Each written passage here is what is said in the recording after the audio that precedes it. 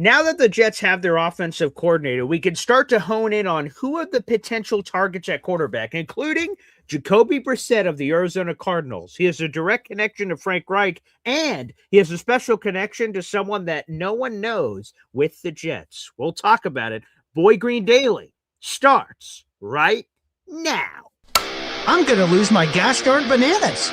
Boy Green Daily starts now. Zoinks! Boy Green Daily, Boy Green Daily, Boy Green Daily. Let's go!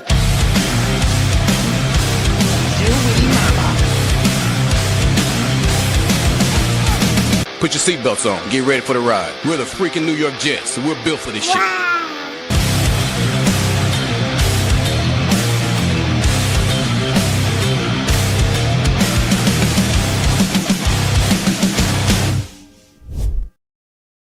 What's going on, everybody? I'm Paul Eston Jr., a.k.a. Boy Green. I'm the New York Jets digital reporter for Heavy.com. Welcome to Boy Green Daily, a daily New York Jets video show, also available wherever you get your podcasts. We're here on a Saturday. You know what that means, folks. That means it's a hop-on-pop takeover extravaganza. Without further ado, let's bring them here on the program, where you guys can shower them with love or blunt objects. We'll see what happens based on his commentary, I'm sure. Let's go to Pop.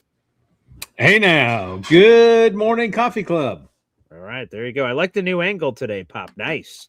Yeah, the new angle is brought to you by my work computer, which apparently wants to update, and we did not have time before the show to do so. Well, that's all right. But hey, on top of that, I see that you have now joined the Army. You've joined the Boy Green Espresso Club. Whoa. Oh, wow. Which, of course, for folks who don't know in the audience, is an automatic bonus 5 raffle tickets to the Boy Green Coffee Club. Kevin James. I just got 3 things to say. God bless our troops. God bless America. And gentlemen, start your engine! Beautiful, Pop. So that's 5 bonus raffle tickets. That's our new YouTube membership group that we created in January, which means, oh boy, that means, folks, the first time ever for our double espresso shot of activity. We do a live stream at the end of every month only for Boy Green Espresso Club members. Hop on Pop is entering the octagon. Oh, boy. And we talked about this on the previous show, Dad. I don't know if you're going to, any Boy Green Espresso Club member can go back and watch the 4 hours of content we did. But during that conversation, they said, we need Pop in here. And I said, folks, people were complimenting you and saying, you know what, I like what Pop brings. It's this and that. I like his jokes. I like his this. I'm like, if you think those are interesting, the Pop After Dark element, where all of a sudden he could take all the, he could take the shackles off and be able to just be himself in a private atmosphere. Yeah. Folks, careful what you ask for is just what I say. So I told this story on the Boy Green Espresso Club, and I'll just tell lightly the story here that I said, there are times in my childhood where my father would turn to me. He says, I can't. I'm like, what? He's like, I have a joke, but I can't say it. I'm like, you sure? And he's like, all right, I'll tell you. And then he tells me, I'm like, oh my God, that is wildly inappropriate. You can't say that.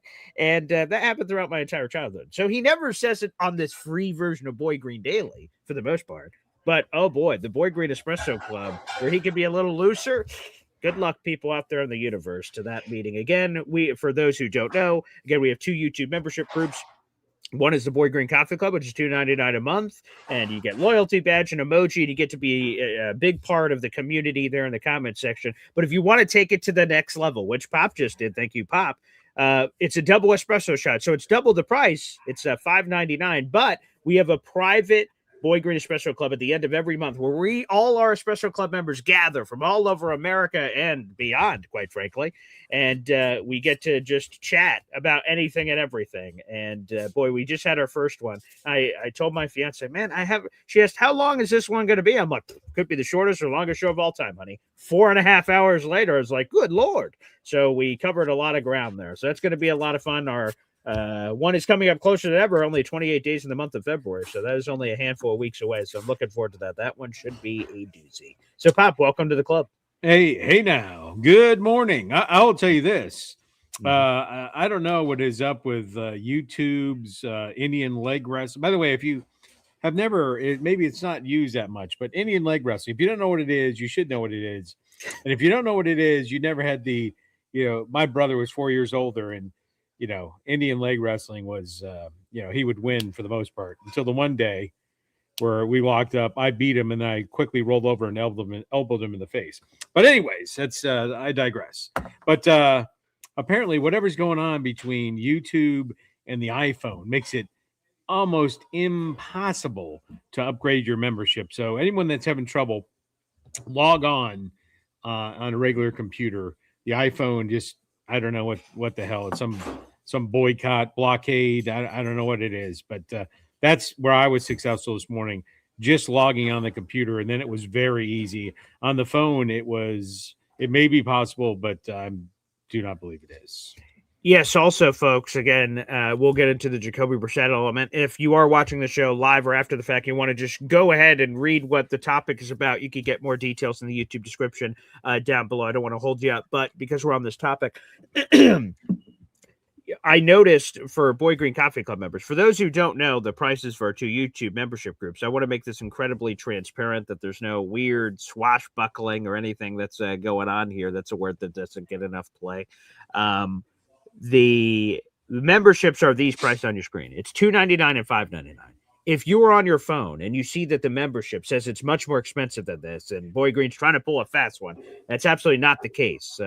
Apparently, iPhones and iOSs and all these other jazzes charge their own fees. So if you ever attempt to join the club and you see it's much more expensive than what is on your screen, $2.99, and it's $4.99 or $3.99 or $7.99 or anything, that's all phone nonsense. I suggest going to your computer to make sure that you are paying the correct prices, which is $2.99 and $5.99. I don't want to go too in the weeds because some people will have no idea what this is. But yes, I suggest that you join any of these membership groups if you'd like on your computer. And then you'll be covered, and you can play around on your phone if you prefer to watch on that, or on your TVs. I see a lot of people enjoy Boy Green Daily in that way, or what have you. But just to explain all the nuts and bolts that is included with that. So, Pop, welcome to the club, baby. And again, every Boy Green Special Club member, I add them at the end of the month. But if you're a Boy Green Special Club member and you didn't gift a single membership, no super chats throughout the entire month, you will always have 5 raffle tickets to that contest. That is my gift from me to you for being a member of the Boy Green Espresso Club, which is a $15 value for the raffle tickets. But again, you're only paying $6 a month for it. That's my gift for you, and thank you so much for being a part of the club, on top of all the other perks, of course, that come with being a Boy Green Special Club member. So please enjoy that out there in the universe. Thank you. Now, let's get into this, Pop, because, again, we've been speculating, as we have been all offseason, who's going to be the next quarterback of the Jets. And before the Jets hired an offensive coordinator, it's a big, wide-open pool. It could be tall guys, short guys, fat guys, skinny guys, this guy, that guy, this system, that scheme, all that stuff. It's just a wide open ocean of potential possibilities.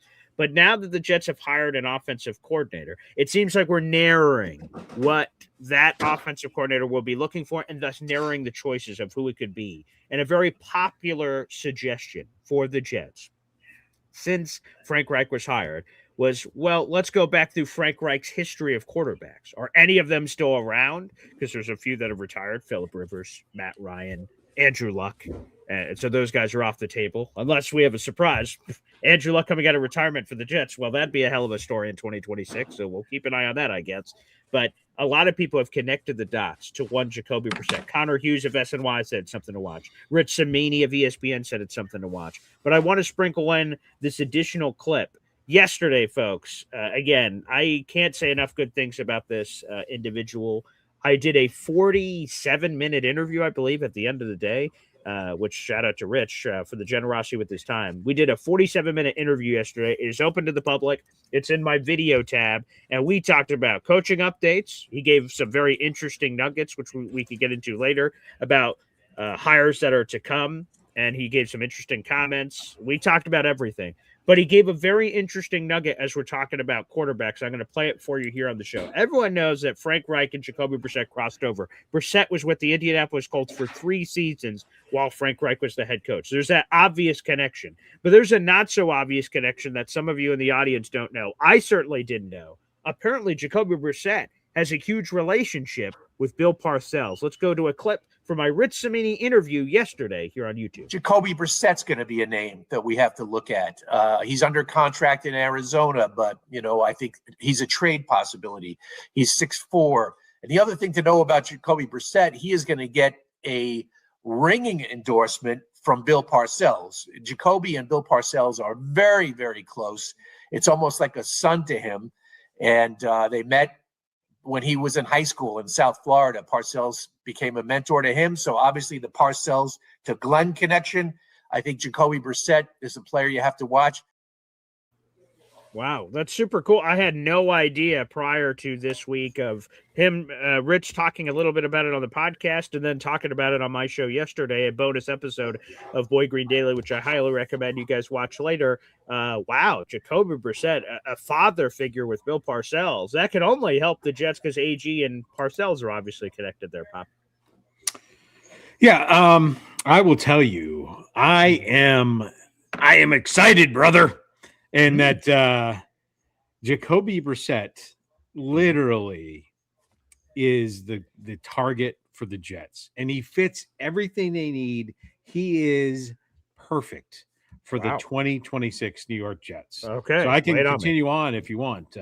Yeah. Well, I guess the only thing I'll say is this for people who don't know. Jacoby Brissett is not a free agent, so he cannot be signed. He must be traded. He has 1 year left on his deal. Smart on the Cardinals last year to sign him to a 2-year deal when he was available. So he has 1 year left on his deal. He would have to be traded. The Cardinals blew up. They kept their general manager, but they changed their entire coaching staff. You're quite familiar. Mikey LaFleur, the former Jets offensive coordinator. He is the head coach.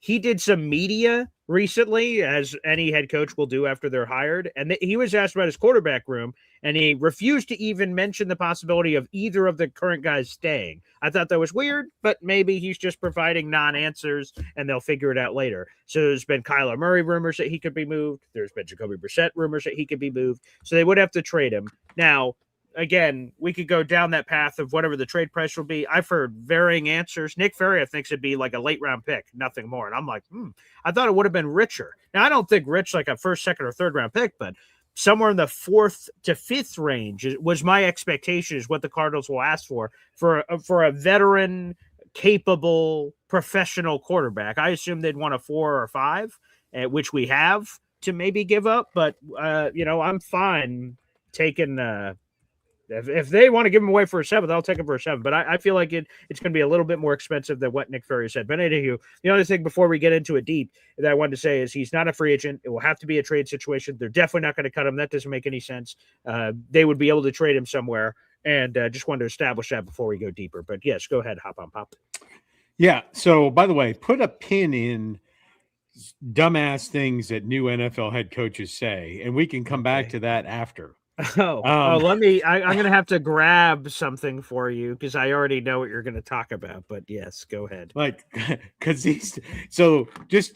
and then we'll get to it after. I just got to say this.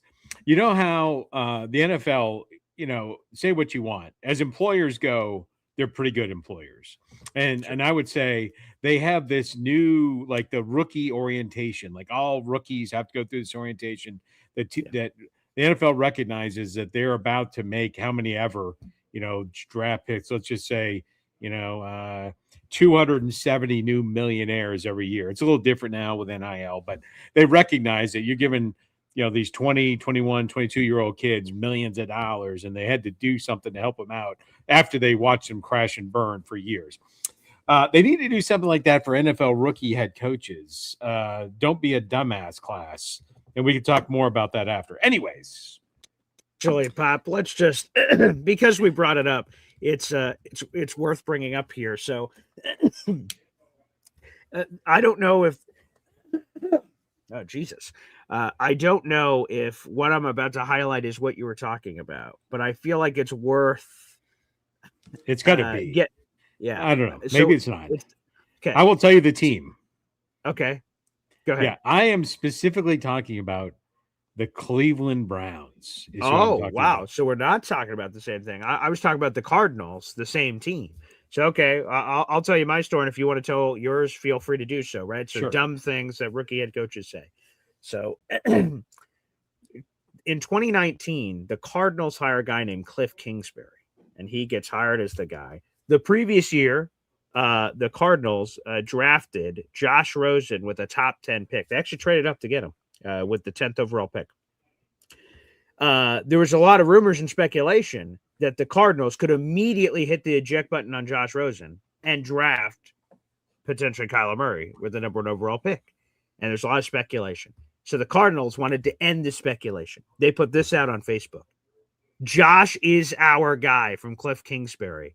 And if you can't read it, the Facebook caption from the official Cardinals account says, quote, people having fun with speculation, but Josh is our guy.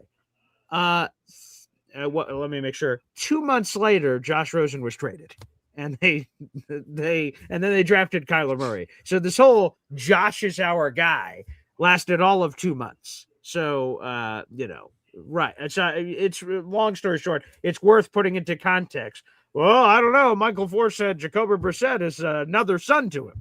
Well, the proof is in the pudding. What coaches can say. So again, apparently that wasn't yours. I thought we're dancing to the same song here, but yes, that is crazy. Yeah, that is one. It's actually Todd Monken, what he said this week on his introductory press conference. All right. So for those that don't know, right, the Browns had a pretty good freaking defense. Sure, awesome. And they got Myles Garrett set the single season sack record. And you could say, you have that piece, the Browns defense was very, very good. I think they weren't as good on paper because their offense was so miserable and they're rotating. Right, they were put in compromised positions. Sure. Yeah. But you get this new head coach who, in my opinion, had one of the best defensive coordinators in the NFL, Jim Schwartz. Right. Yeah. And Jim Schwartz was trying to get the head coaching job, interviewed for the head coaching job of Cleveland Browns twice. When Todd Monken comes on his introductory press conference for no reason whatsoever, he dimes out, he calls out Schwartz, talks shit about him as part of his introductory press conference. Now there's a lot of Rons running around, but that guy is a moron. Yeah. And so literally then Schultz dumps out. He's like, I'm out. Right. Yeah, and I resign. Yeah, I'm out. Right. Which, again, that's the sort of bluff thing that happens, right? Because Schwartz is under contract. By the way, he's under contract for 2 years. So he would have to sit out for 2 years to get all the way out. So we'll see what drama is set to unfold. Maybe the Browns are willing to say, hey, thanks for the great defenses, but F you. If you're cool coming back to coaching in 2 years, once your contract expires, like you sort of roll it out, then that'd be a dick move by Cleveland. But we'll see what happens. Who knows? They have his contractual rights. Were you going to repeat the actual quote that Todd Monken said that gave a shot at Jim Schwartz? I don't have it. I can tell you. I can paraphrase, but essentially is when I schemed against the Cleveland Browns, I wasn't scheming against Schwartz. I was scheming against Myles Garrett. Something of that nature is what he said. The specific thing that he said is, because a question was asked from the media, wow, Jim Schwartz, really great defensive mind. You want to keep him, right? And that did feel so unnecessary. He says, when I was playing against the Browns, I didn't chip Jim Schwartz. I chipped Myles Garrett. Like, again, chipping, like you're helping out with an additional like elbow, shoulder, whatever, to try to slow down Myles Garrett. He says, I wasn't doing that to Jim Schwartz, as if, hey, man, anyone could have been coaching up Myles Garrett. And I was like, that felt unnecessary. Yeah. Oof. Yeah. Anyways, dumbass.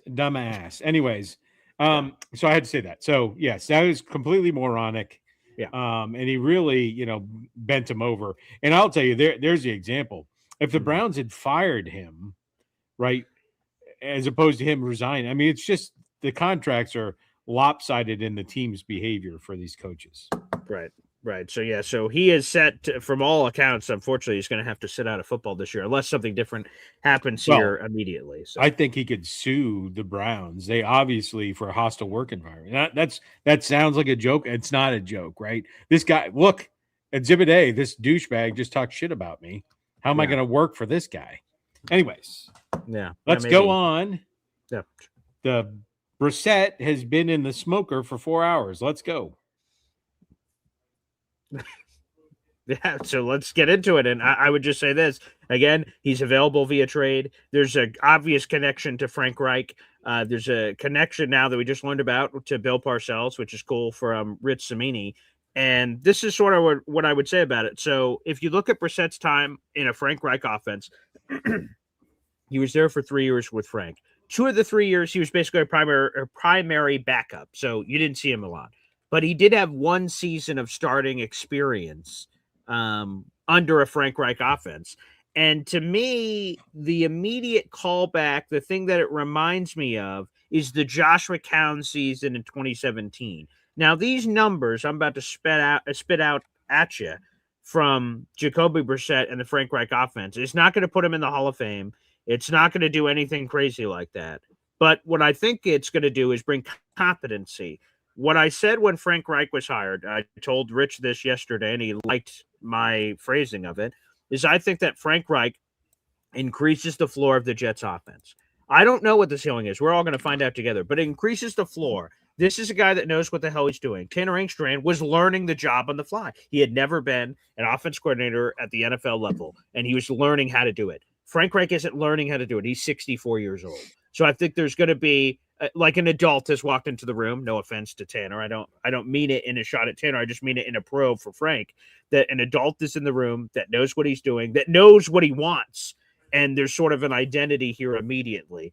And these numbers, Frank Reich in Jacoby Brissett in 2019 in the Frank Reich offense had a 61% completion percentage. That's sort of whatever. He had 2,900 passing yards. He had an 18 touchdown to 6 interception ratio. This is a guy that doesn't turn the ball over. He has underrated mobility. You won't ever mistake him for Lamar Jackson, but he can take the green grass that's in front of him. He's got a nice build, which again follows the Frank Reich path. He's 6'4". He's significantly over 200 pounds. His official listed weight is, I have it right here in front of me. He is 235 pounds. I didn't want to overreact. So he's not Cam Newton, but 235 pounds. He's got a lot of Brutus beefcake on the frame. So he fits the size profile. He's a professional quarterback, and some people are going to take that as like I'm trying to insult Jacoby Brissett. I'm not. Again, he reminds me of that Josh McCown season, which was one of our better quarterbacking seasons, which may say more about the Jets than Josh McCown, but nonetheless, where he sort of had that same touchdown reception ratio, had that same amount of yards, and just sort of rallied the group and brought like respectability to the Jets offense. So I think that's what Brissett does. Is he the all-in plan? I don't know. Maybe that's how Frank Reich will evaluate it. Jacoby Brissett, draft a youngster and bring back like Hendon Hooker or something. Maybe that's the room. I don't know. But I think Jacoby would make a lot of sense. There's a lot of obvious connections. I like that. I know 2019 was 7 years ago, but Jacoby Brissett hasn't just lost the ability to play. And another thing I like, and someone commented on the clip I just played of Rich Cimini, Bill Parcells, Jacoby Brissett, I posted on social media before the show started, and someone tweeted at me a thought I had as well. Look at, like, something we didn't like is how it was difficult to get Garrett Wilson the ball this past season. Jacoby Brissett, and if any of you had Michael Wilson on your fantasy team, Jacoby could get a guy the ball. He was peppered with targets, and it's Michael Wilson. He's not Garrett Wilson. And Wilson may be the same. The Garrett Michael part isn't. And he was able to funnel the ball to him, and people were like, oh, shit, we got to cover this Michael Wilson guy, and it still didn't matter. He was able to get him the ball consistently, and I think the Jets are going to improve the weaponry around Garrett. So that part excites me, too. Whoever tweeted at me that response, I agree that Jacoby's been able to pepper a number one wide receiver with targets, and that looked great for Michael. I think it could look good for Garrett as well. Remind me never to let you go first with your take, since I was about to go first. I told you to go first. I was going to go first, and we went off on this head coach thing, and then you went in and smoked. And but then anyways, here we go. Okay. Jacoby Brissett, my recommendation is we go get him, whatever that takes. Trade him. Let's give him Justin Fields. That might excite that idiot in Arizona. do a direct swap, wash our hands of it, move on. But Jacoby Brissett is a better Tyrod Taylor. He's a better Justin Fields. You know how many games Jacoby Brissett has missed due to injury in his career? I don't. Yep, 11. 11. Wow. Do you know how many he's missed in the past decade? One. Wow. A hamstring injury. His first season with the Patriots, he went on injured reserve for 10 games because he broke his thumb or injured his thumb on his throwing hand. Beyond that, the best ability is availability, right? You look at, he's got a bunch of trash games where he went out there where the team was getting smoked or whatever. He handed the ball off. He took a knee. You look at it in the games that he played, he's throwing for more than 200 yards a game and a touchdown, right? His interception to touchdown interception ratio in excess of 2-1, right? Mm-hmm. He's not, you take Tyrod, the fragile one, right? He's 5 years younger than Tyrod Taylor. This is the person the Jets trade for, that the Jets get, and I have him as this day one through end of days starter for the New York Jets for 2026. He brings a lot to the table, and don't overspend. You could get him at a reasonable price, bring him in, sign him to a 2 or 3 year deal, right? You're going to chip in a little bit more, but what are you getting? You're getting a starting quarterback without that history of injuries. I would definitely, and he's going to be the guy that's going to allow the drafted quarterback either 2026, 2027. There's mixed opinions on that. You keep Hendon Hooker around, who I like a lot as the number 2. You let Brady cook somewhere else, probably at McDonald's at the fry stand. But Federline fries. So I definitely would go after Jacoby Brissett. He is. You think of all the other ones that you're going to have to overpay for. I don't think you're going to have to overpay for him. You pay him the draft pick, and then you re-sign him to a new contract to keep him in the house for a couple more years. Pop, I actually. I don't know how often I'm going to do this to give your point even more credit than it deserves. I don't know how many times I'm going to do that for you, but I will do it here. You mentioned the injury history of one Jacoby Brissett. I think you need to give it even more love, because if you think when Jacoby Brissett was drafted, Tom Brady was still the quarterback of the Patriots. So even some of the games missed isn't just injury related for Jacoby. Of course, he had, I believe that was Deflategate year was Jacoby's rookie season. So Tom Brady was suspended for the front half of that. So Jimmy Garoppolo and Jacoby split the games of appearing. And there was a legitimate injury to Jacoby, as you mentioned. But I'm just saying, in addition to that, even if he would have been healthy, they were only sort of there for the no offense to them, but they were only there to fill in terms of starting role unless Brady got hurt and slashed the suspension. So he's even more healthy than I think you lead on, which is, again, another quality thing. And he's a guy that apparently doesn't ruffle any feathers in the locker room. So if that's part of the non-celebrity quarterback that AG constantly looks for, he certainly checks off that too.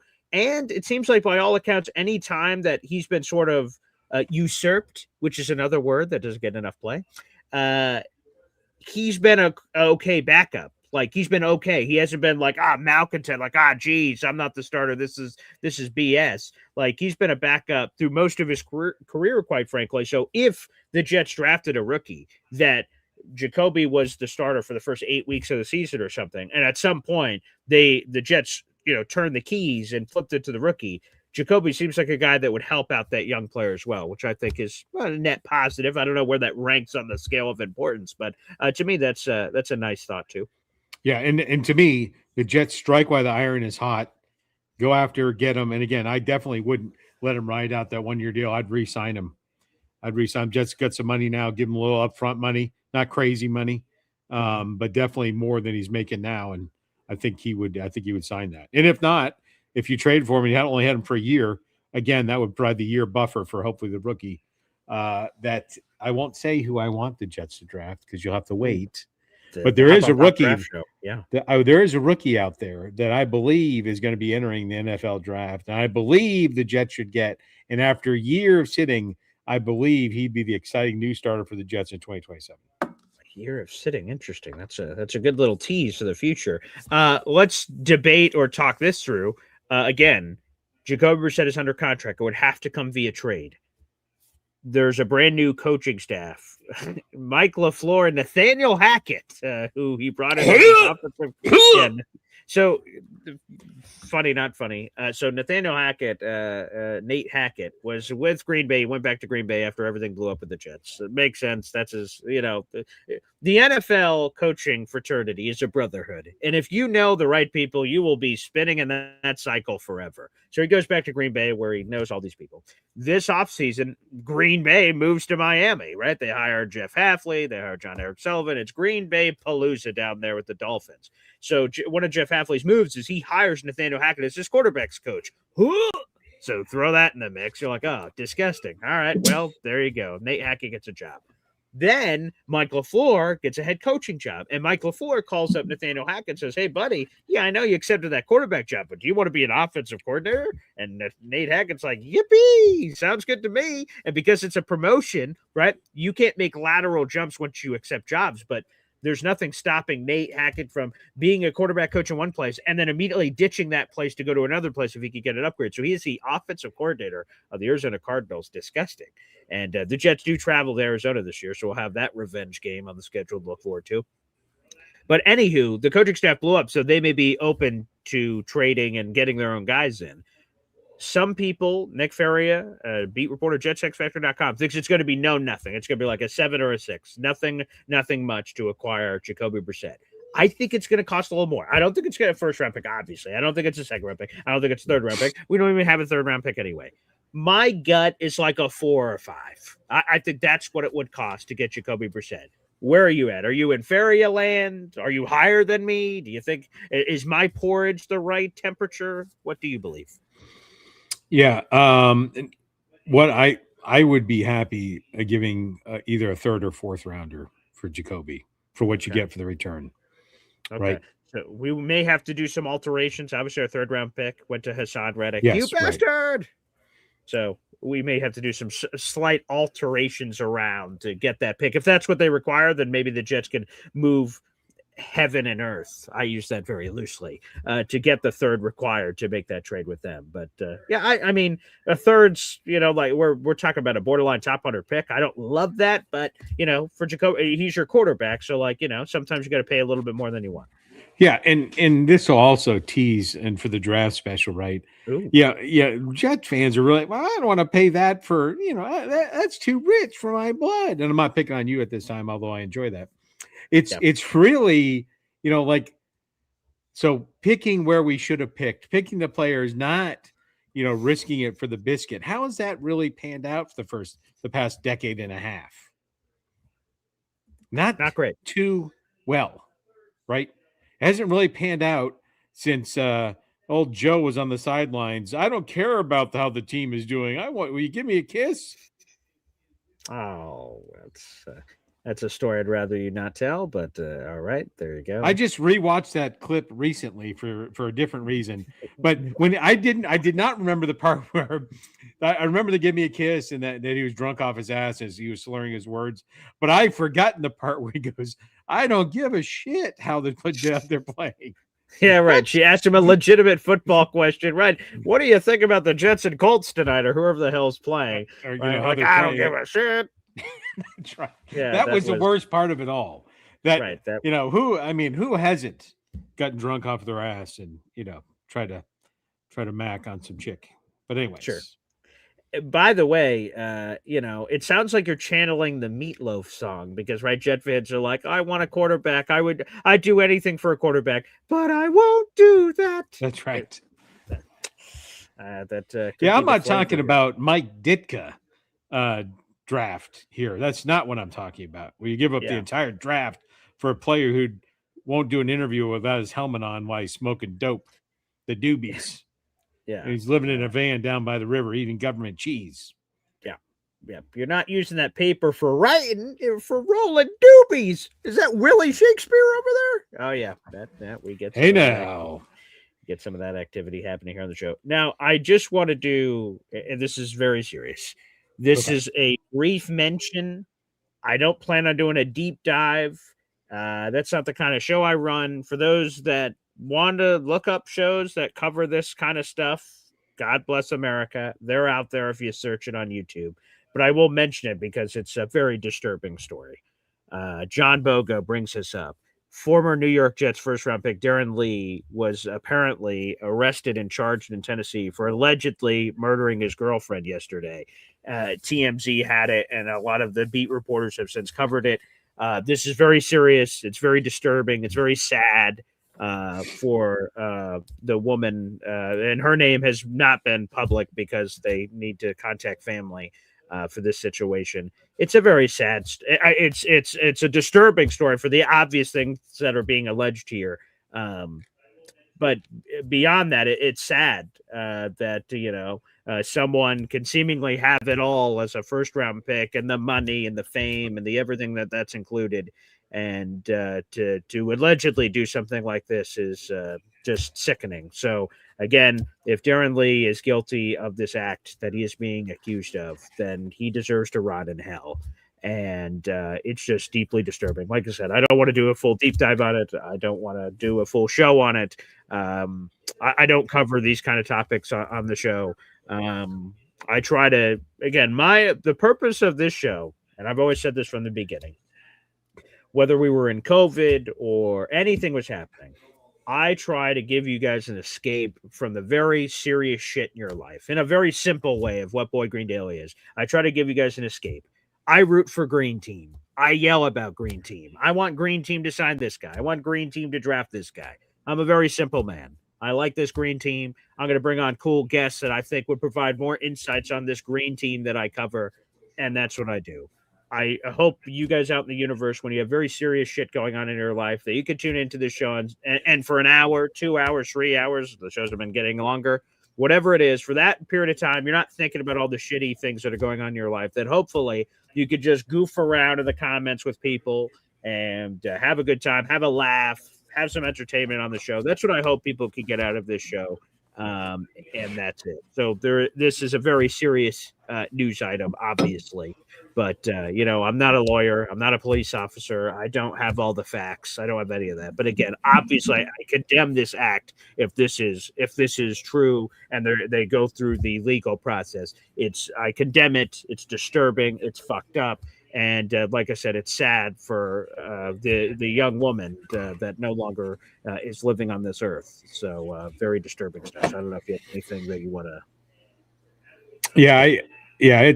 We're not to get into detail, but we're not on. I think we don't have to toss around the word allegedly all the time, but it's a very sad story, and we'll see what plays out. But it looks a little more significant than that. But anyways, it's terrible loss of life. Also, people can do what they want. Again, me and my dad are jokey people, and we crack jokes. This is one. For obvious reasons, I'm not cracking jokes. I've seen people cracking jokes about the Jets' questionable draft history, and that just feels a little off color for me. So I won't be making those kind of things. It just feels terrible. And I'm not trying to condemn people who are trying to have fun in the social media streets, but this feels, folks, sort of read the room. I don't think we should be making those kind of jokes at this current point in time. I'm not trying to be a Debbie Downer here, but, someone just lost their life. No matter how it happened, someone lost their life. So let's keep it on the straight and narrow if we can, again, for that. But thank you for throwing that into the comments, and I just wanted to address that quickly. Obviously, I saw that last night, but I didn't want to make that a big piece of the show for obvious reasons. There's no way to properly transition, Pop, from that to back to Jets topics, but I did see that, so I wanted to make sure that we got to it here. So it seems like we're in concert that you would like Jacoby Brissett. Last night, I put up a poll on this YouTube show because actually this show we were going to do immediately after Frank Reich was hired, but credit the Jets. We've just had news. So I had to keep delaying the show, and I said, this would be a fun one to talk about with Pop because I know how he is with his preparation, and that'd be an interesting show. So I'm glad we waited till Saturday to do this. But I did put up a poll before the show on, would you be excited if the Jets added quarterback Jacoby Brissett? And in this unique case, I presented three options on the screen. Yes, it would be an upgrade. No, he freaking sucks. Or it's a man move. I would prefer someone else. And the current voting results are 58% say yes, it'd be an upgrade. 5% of you say no, he freaking sucks. 37% of you prefer a different option, which is totally fine. Again, it doesn't have to be Jacoby Brissett, potentially. We both, me and my pop, are for it, but you guys could be for others out in the audience. So continue to vote on that, and we'll reference that throughout the show. Yeah. And, just to circle back, right?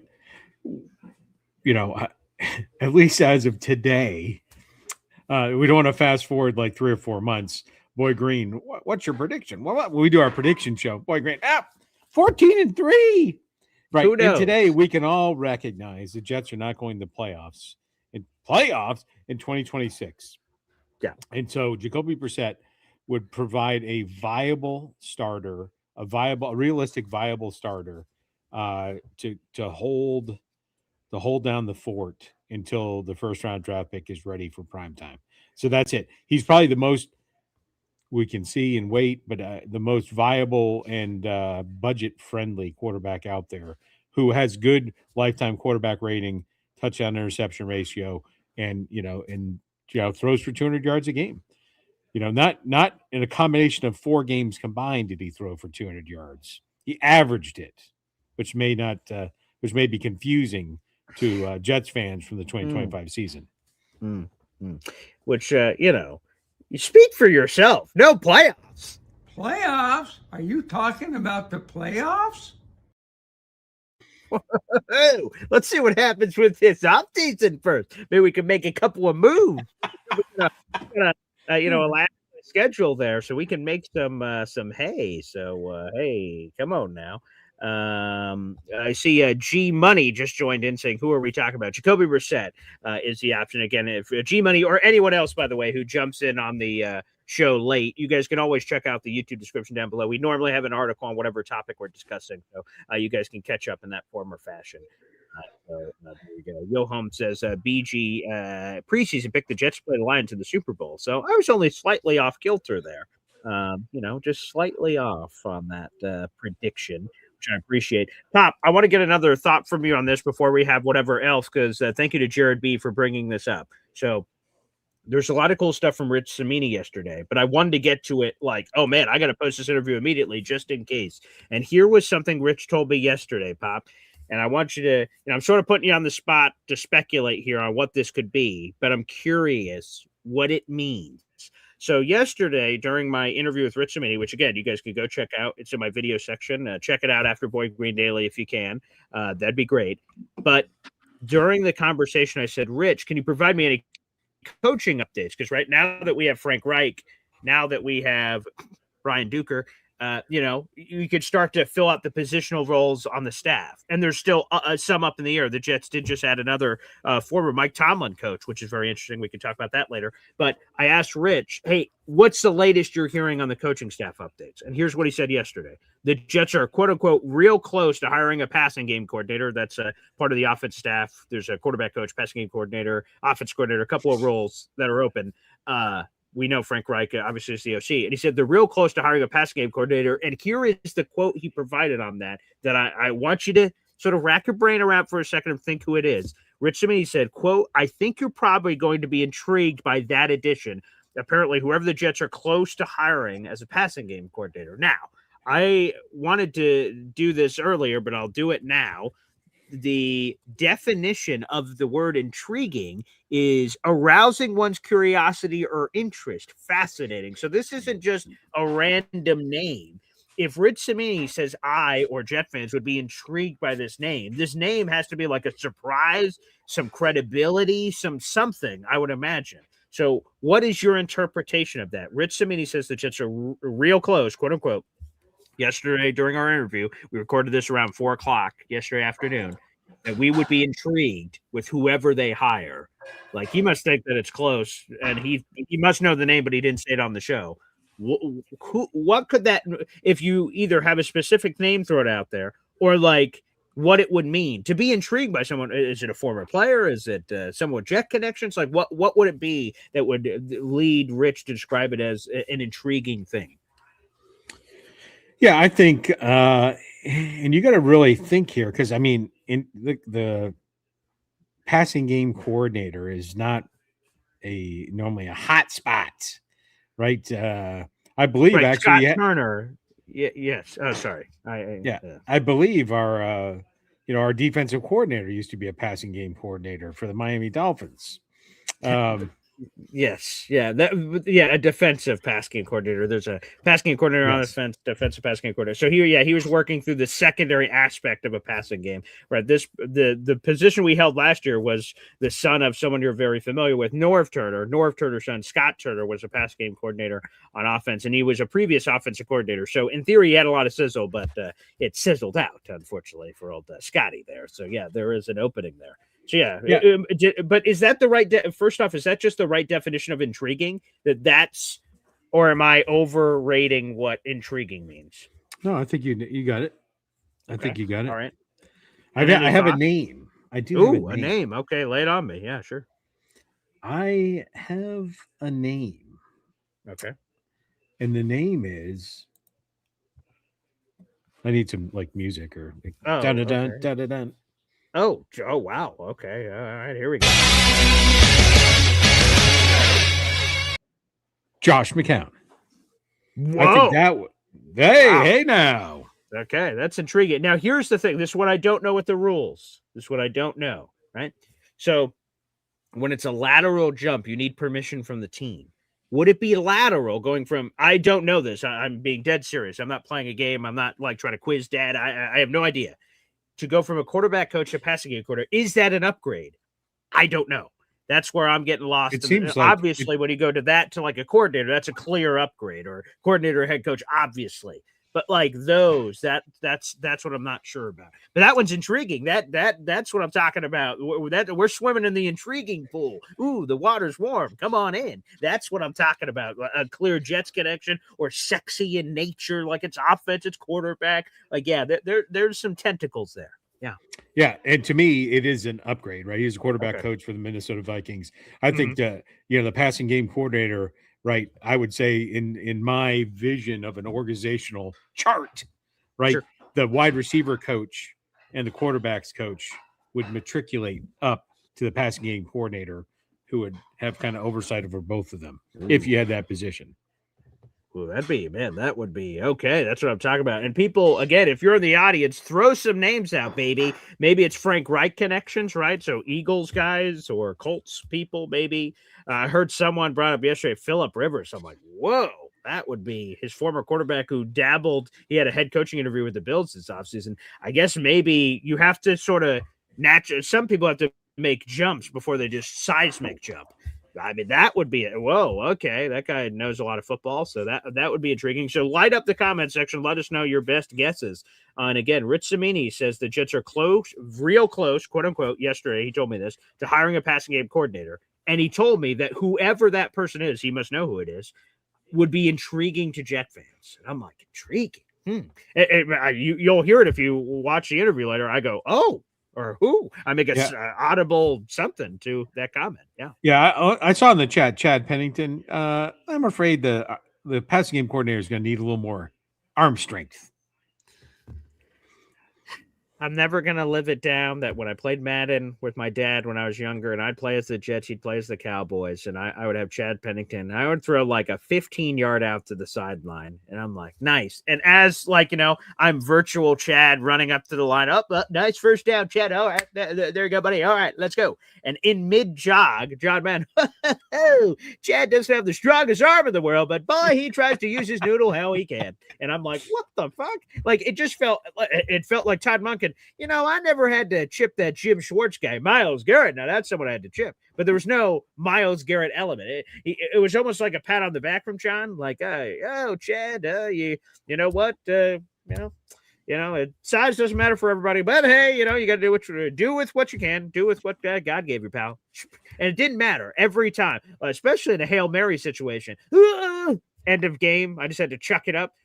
No, boy. Okay. I'm not quite sure if we're in Chad Pennington range here. It just felt like unnecessary shots.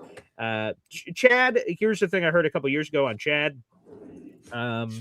His kids, he's got many kids, have been going through the football process, and he's been really, the great dad of going to all these games and all this stuff with his kids. And recently when he was sort of asked, like, oh, man, come back to the Jets. We need you. and all this other stuff. He said, hey, I want to see my kids through like schooling before I would ever consider that. And he's part of the NFL legacy community. He's sort of an ambassador of sorts between the legacy community and the National Football League, and setting up events for players to, and all these other things. So he's very busy, but obviously, I mean, I don't think I still have it in my house. I think he died, unfortunately. My fat head here in the house of Chad Pennington that I had when I was a kid. I don't think he made it, unfortunately, but he lasted forever. Shout out to Fathead. I should partner up with them. So Chad, intriguing, right? That's what I'm talking about. Someone else gave a random name like Christian Parker or something from the Eagles. I'm like, who the hell is Christian? With all due respect, who the hell is Christian Parker? No. Intriguing. It's got to be like an intriguing name, maybe an intriguing history with the Jets. Something titillating. I'm not quite sure. Titillating. That's a word that doesn't get much play. Just for the record, Chad Pennington has 3 kids. Antonio Cromartie was upset when you said he had a lot. Okay, yeah. Let me, I guess it's all within context. The thing I don't have, do you have all their ages and stuff in front of you? Chad Pennington's kids? Yes, because I know he's got a kid that was just at Marshall, I think, and but the real important thing is just where they are in their football journeys for any of them that are playing football. I can't remember if they're all sons. I can't remember off the top of my head, but. So his son is a standout quarterback at Sayre School in Kentucky, where Chad serves as the head coach. Okay. Yeah. Oh, see, there you go. Okay, which makes sense. So Cole played for Marshall 2021 to 24. Luke is in Kentucky. Okay. I think he's in college now. And Gage. Yes. Is the youngest. I don't have his age there. So no, that's okay. So long story short, we'll have to sort of see how they go. But you guys are swimming in the right waters. That's what I'm talking about. It's sort of intriguing names. I see we got a super chat in here from our latest Espresso Club member. It's Hop on Pop, baby. Every time we hear a super chat, we're here for my daughter, Zariah Luna. Wow. That is 3 raffle tickets to our contest, baby, for our latest member. Hop on Pop, Excelente. That is 8 raffle tickets. We'll update the banner here in a second with $1 to spare for future super chat combination opportunities here. He says, let's get some memberships flowing. And folks, here are our prizes for this month. We got the Darrelle Revis jersey. We have a pair of Jet shorts, and Pop, you'll love this. So on the website, right? So I bought these Jet shorts, and then I want the specific name, whatever they're called, when we're referencing them. Do you know that these Jet shorts are called the No Defense shorts? I thought that was a typo, but no, apparently this is the No Defense shorts, which is sort of on the nose there. That felt interesting to call them that. We've got the Woody t-shirt. Of course, we have a tailgate package. We only have a few left that we'll be including in some of the giveaways. And then, we'll have the next tailgate of this year, which will be great. And then, for like the first time ever, I don't think I've ever done this, I'm plucking a hat from my famous Boy Green Jets hat collection off the wall, and I'm throwing it in a raffle. So there will be a hat collection, not pictured, that will be included in there. So we have a Darrelle Revis jersey, a Jets hat, Jet shorts, the Woody tailgate t-shirt. All you have to do, folks, if you want a raffle ticket, is spend $3 on the channel. You can either buy a membership yourself at the Boy Green Coffee Club level, which is $2.99. That's great. You get all the perks of the Boy Green Coffee Club and get a raffle ticket to our contest. Or if you go to the Boy Green Espresso Club for $6, you get 5 raffle tickets and, of course, all the Boy Green Espresso Club perks. So that's both are great value. So either way, can rack up the raffle tickets. Feel free to do so. Again, that is our prize pack for this month. Revis shorts, Woody t-shirt, and a hat for my personal Boy Green collection. So that is a great time. So keep those memberships flowing, baby. That's how you can support the show and how we can give back to you out in the audience with these monthly raffles here on the channel. And then a real quick plug again, in case you missed it, I was able to speak with Rich Samiti yesterday for 47 minutes. We talked Aaron Glenn. There was the infamous Ask Rich moment where Rich Samiti broke a story and Aaron Glenn came to the press conference the next day. And at his beginning press conferences, I refuse to give any injury updates. If you want to get an injury update, ask Rich. And Rich was not there. Rich actually tells the story of where he was and why he wasn't at that press conference, which is an interesting story. And then later in the press conference, AG had a viral rant to end the presser where he says, ask Rich. Ask Rich. If we're just going to be reporting stuff, ask Rich. And I have not heard Rich comment on that anywhere. So feel free to go check that one out as well. And after the show, 47 minutes of Rich Smitty action. Some great insider nuggets there as well. So, Pop, thank you for your support. Hey, now let's go. So, folks, get those memberships flowing here on the program. That helps keep the world spinning here on the program. So hit that little money sign if you're watching on YouTube. Feel free to gift channel memberships, gift super stickers, and so much more. And also, I saw this. This was from yesterday, but it showed up on the show. Bobby Jr. Bobby Jr. joined the Boy Green Coffee Club yesterday. So another salute to Go Colts 12, a.k.a. Bobby Jr., who is now part of the Boy Green Coffee Club. Thank you very much. All right, Pop, do you want to get some of your Super Bowl stuff in before we do anything with the phone lines? I would love to. I would love to give my prediction for the Super Bowl. Okay, lay it on us. Yeah, so a lot has been made about the Patriots' strength of schedule. And most people are like, yeah, okay, most Patriots fans are like, yeah, whatever does that mean? Who cares? Blah blah blah blah blah. And so let me put some character. Let me put some information. Let me put some respect behind that statement. Let me put it in perspective, as this will help build up to my Super Bowl pick. And God bless Patriots fans. They've been more blessed than anybody else. We talk about the Patriots being a dynasty, but most of the wins were real squeakers, not very exciting games. The previous Rams Patriots game was probably the most boring Super Bowl of all time. Most recent one, right? Yep. Carolina Panthers Patriots game was scoreless through the first half. It was, then back when your mom used to smoke in the second half, every time she went to have a cigarette, somebody scored. She came back. What happened? And so Jake then it became a shootout. Musa Muhammad. Oh yeah, yeah. And so they won their Super Bowls. Tip of the cap to them. But let me tell you this. Let's talk about that strength of schedule. I want everybody to come a little closer. So listen a little keener. Okay. Let me drop some knowledge. How many games did the Patriots win in the regular season? 14 and 3, I believe.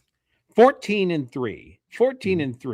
And if you remember what I told you earlier, then you are removed from the right to say this.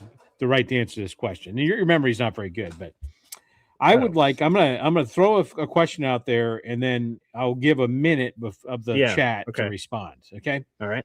Sure. How many of those 14 wins were against teams who still have a head coach from that last year? How many of the wins of the 14 wins were against teams that did not fire their head coach after the season? Okay. I'll let you, because it affects your audio sometimes. So I'll let you repeat that question one more time. Then I'll play the trivia music as people are sort of thinking, and we'll let them sort of marinate on it. So again, your question out to the audience is one more time. How many of the Patriots' 14 wins were against teams that actually retained their head coach? How many of the 14 wins were against teams that retained their head coach? Okay, so I'm going to play the trivia music while you guys are thinking. So light up the comment section. Again, how Patriots went 14 and 3 during the regular season. How many of those were wins against, basically their coaches weren't fired. So I'm seeing a lot of varying answers. Light them up. Keep the comment section going here. By the way, as you guys are doing that and in getting involved for your participation trophy, we have nearly 400 people in the room, which we appreciate, and 100 plus of those 400 are watching on YouTube right now, baby. So thank you so much. Make sure you guys hit that like button. That's a free way to contribute to this program and get it in front of other Jet fans. Only 47 likes, but over 100 people in the room. Let's change that. Also, I saw that during the show today, we just hit 8,350 subscribers. So thank you to all you in the audience. Again, we're just chipping away. I keep seeing 10K getting closer. It's getting me all. I'm getting the heebie-jeebies because this was just this cool number. I said 5 years ago when I started this, I said, that'd be such a cool number to get to. I'm starting to see the light at the end of the tunnel. We're very far away, but I see the light at the end of the tunnel, and that's pretty cool. So again, let's keep climbing. Every day I'm like, once we 8,350. Okay, let's get to 8,360, and let's just keep climbing. So if you guys enjoy the content, so all right, Pop. Let me turn off the trivia here, which I appreciate. Thank you for the sound people in the back. All right, Pop. We have a lot of answers in here. 9, 4, 3, 2, 1, 5, 7. There's a lot of answers out there in the universe. All right. So repeat your trivia question one more time, Pop, and then reveal your answer. How many of the New England Patriots' 14 wins were against teams that actually retained their head coach? And I'm going to start off with my answer is I'm going to give you the answer of including teams that should not have retained their head coach. Oh. Right. So the answer is if we take the Jets out of the equation, who should have fired their head coach? No, they shouldn't. Who should have fired their head coach? The answer is 4. 4 teams is how many of that 4. So if you add the Jets in, it's 5 teams technically. That's how many teams they played that did not fire their head coach. 5 wins. So in other words, all the other ones did fire their head coach. That is correct. Correct. Wow. That really ties into the weakest schedule in almost NFL history. So with all that being said, even the path, I will give the Patriots one solid win in the playoffs, in my opinion. The Chargers win was a solid win. Their defense showed up and showed out, right? Against CJ Stroud, who had likely the most embarrassing performance of any quarterback in the history of the playoffs. And then to face a quarterback that hadn't taken a snap in a football game in more than 3 years. It even then was spotty. And then they almost and should have lost that game. I say all that to say this. Sam Darnold will be the MVP, and the Seattle Seahawks are going to put the Patriots on the smoker as they get smoked. It'll be more than a 10-point victory for the Seattle Seahawks. Okay. By the way, this is something I hear from Patriots supporters. They say we were, and let me make sure I get this stat right. We were the first team in NFL history to beat 3 top 7 defenses in the playoffs in a row. Like their path, they're saying, hey, look at the Chargers and the Texans and the Broncos. Look, see, our path was very difficult. Very difficult. They say. Your response is what to those Patriot fans? Morons. That's what I have to say. Okay. I'll also have to say that's interesting. They say that because the shockingly, embarrassingly, ridiculously, the runner-up to the MVP, it should never have been that close. It is embarrassing. His stats in the playoff are among the historically worst for an NFL quarterback. Regular season, shockingly, when you play garbage teams, your stats are pretty damn good. Not MVP good. But in the playoffs, go look at Drake May's stats for the playoffs. It is a cup of suck. And they are about to play the best defense that they played in the playoffs. And I will tell you that besides the fact that I, like everyone else, am sick and tired of the Patriots, it didn't go away. It resurfaced, right? We all were sick and tired of the Chiefs for a little while. Then we remembered, the Patriots again. But I would root for the Seattle Seahawks anyways, because there is one of my favorite Cowboy defenders of all time, the Agent Zero for the Seattle Seahawks, if you will, D-Law, and I hope he gets a Super Bowl ring. Man, I thought with all the beef between him and Micah Parsons on the way out and him like throwing some shit on the Cowboys, I thought that would have sent you away from him. So, okay. Yeah. Here's what he said. He said he'll be a Cowboy for life. His home is in the Dallas area, but he said, and this is what he said, and I can respect his opinion. He said, I'm never going to win a Super Bowl here in Dallas.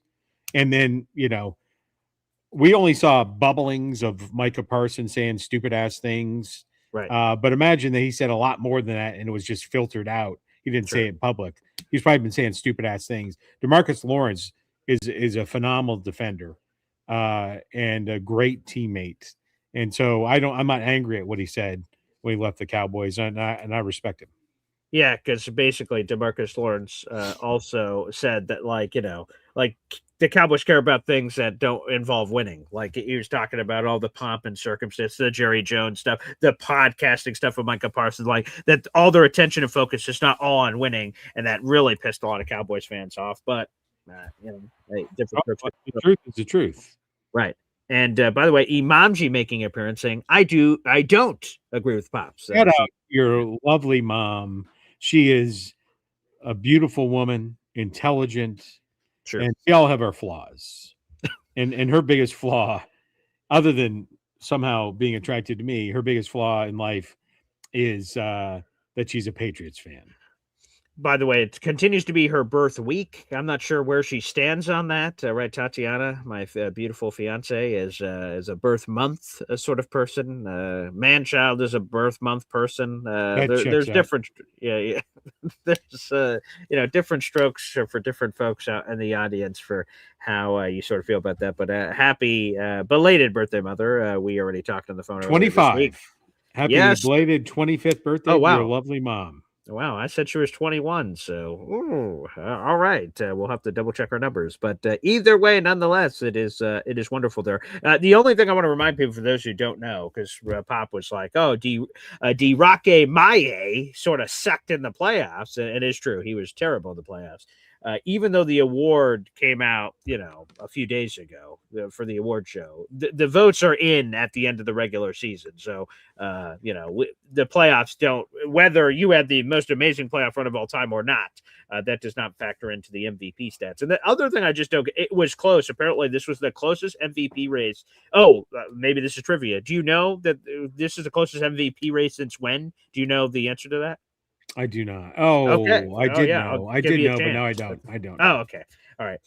It's since 2003 with Steve McNair, Aaron McNair, and Peyton Manning. God rest McNair's soul. Unfortunately, no longer with us. But Steve McNair and Peyton Manning. That was the closest MVP race since 2003, and I just love that kind of history. That was super cool. But the thing is, so Stafford wins it, and a lot of people are destroying Sam Monson of formerly of Pro Football Focus. We've had him on the show before. He has a vote. He voted for Justin Herbert as his first place MVP.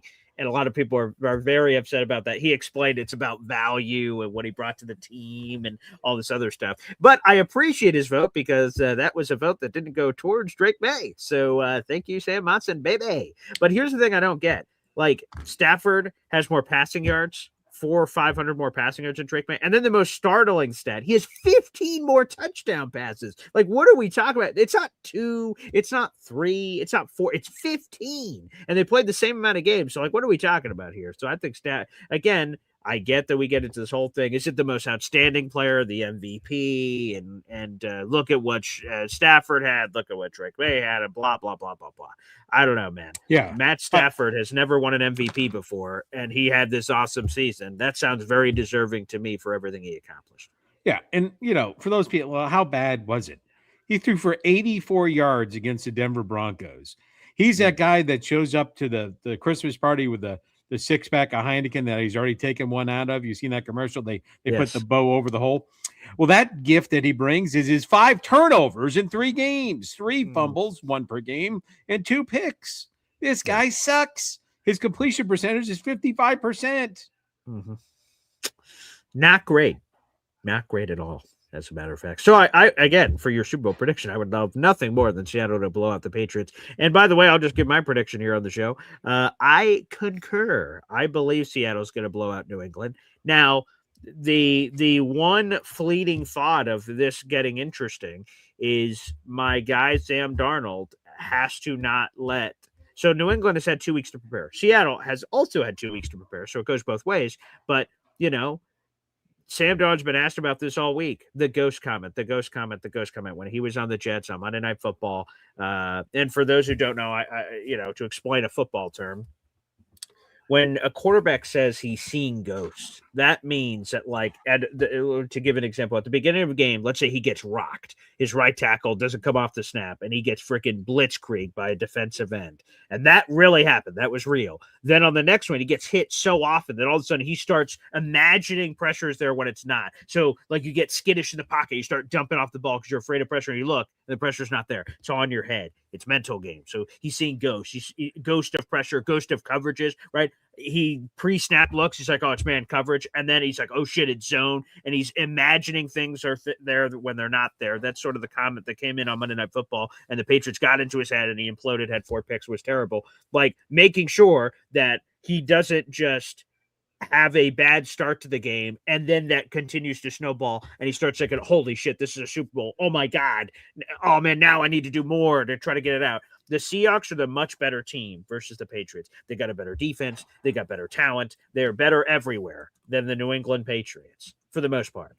And that's just what Sam Darnold has to realize is he doesn't have to be Superman. Although he was Superman in the NFC Championship game, 3 touchdowns, nearly 400 passing yards. Like he was awesome. So I don't think he just has to be some game manager, but I just, that's the one fleeting thought in my head because I can already hear Patriot fans going, see, Sammy, we own you, all this stupid bullshit. So I hope he gets to exercise these ghosts, exercise these demons, and beat them all over the place because I love the construct of the team. I love the Seattle defense. Jackson Smith and Jigba against Gonzo, their top flight corner on the other side, and Christian Gonzalez, man. And then Rashid Shaheed, I think, is going to be an X factor in this game. So I think Seattle is going to win as well.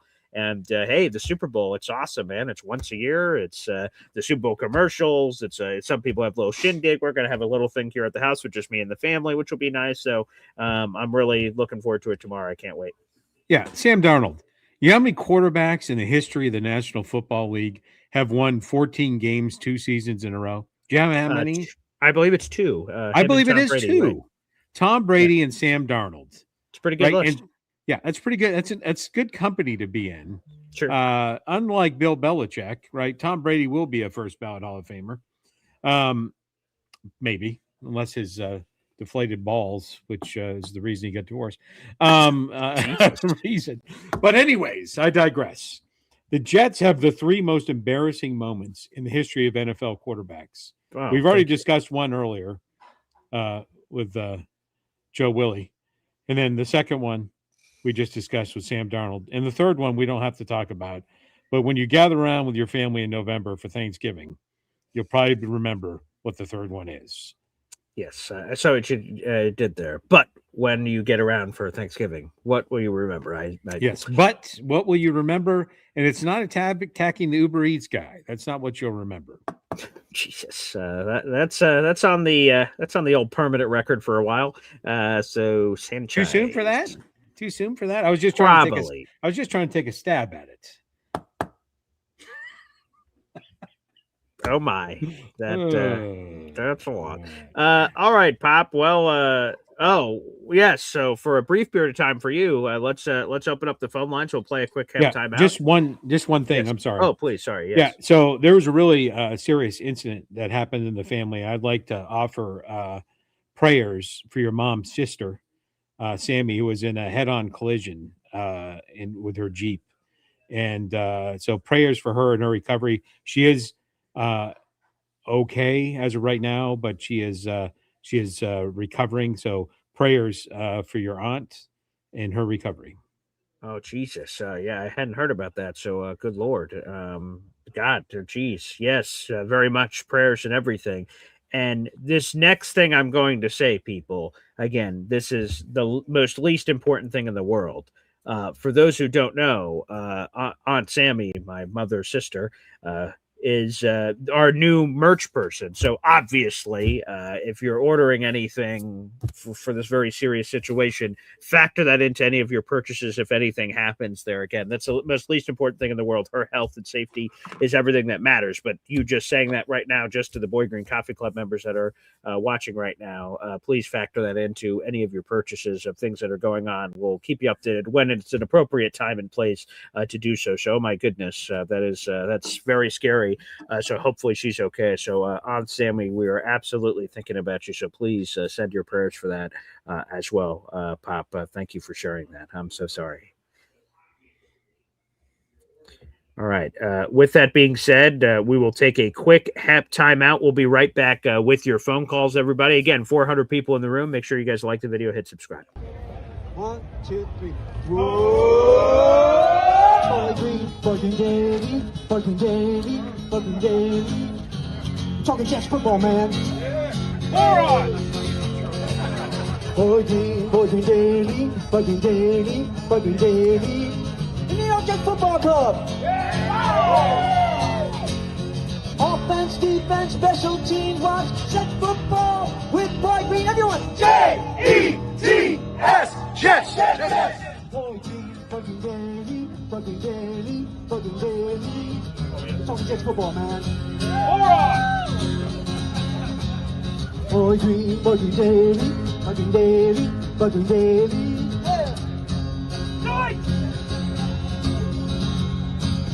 Offense, defense, special teams, watch Jets football with Boy Green. J-E-T-S, Jets. Let's go!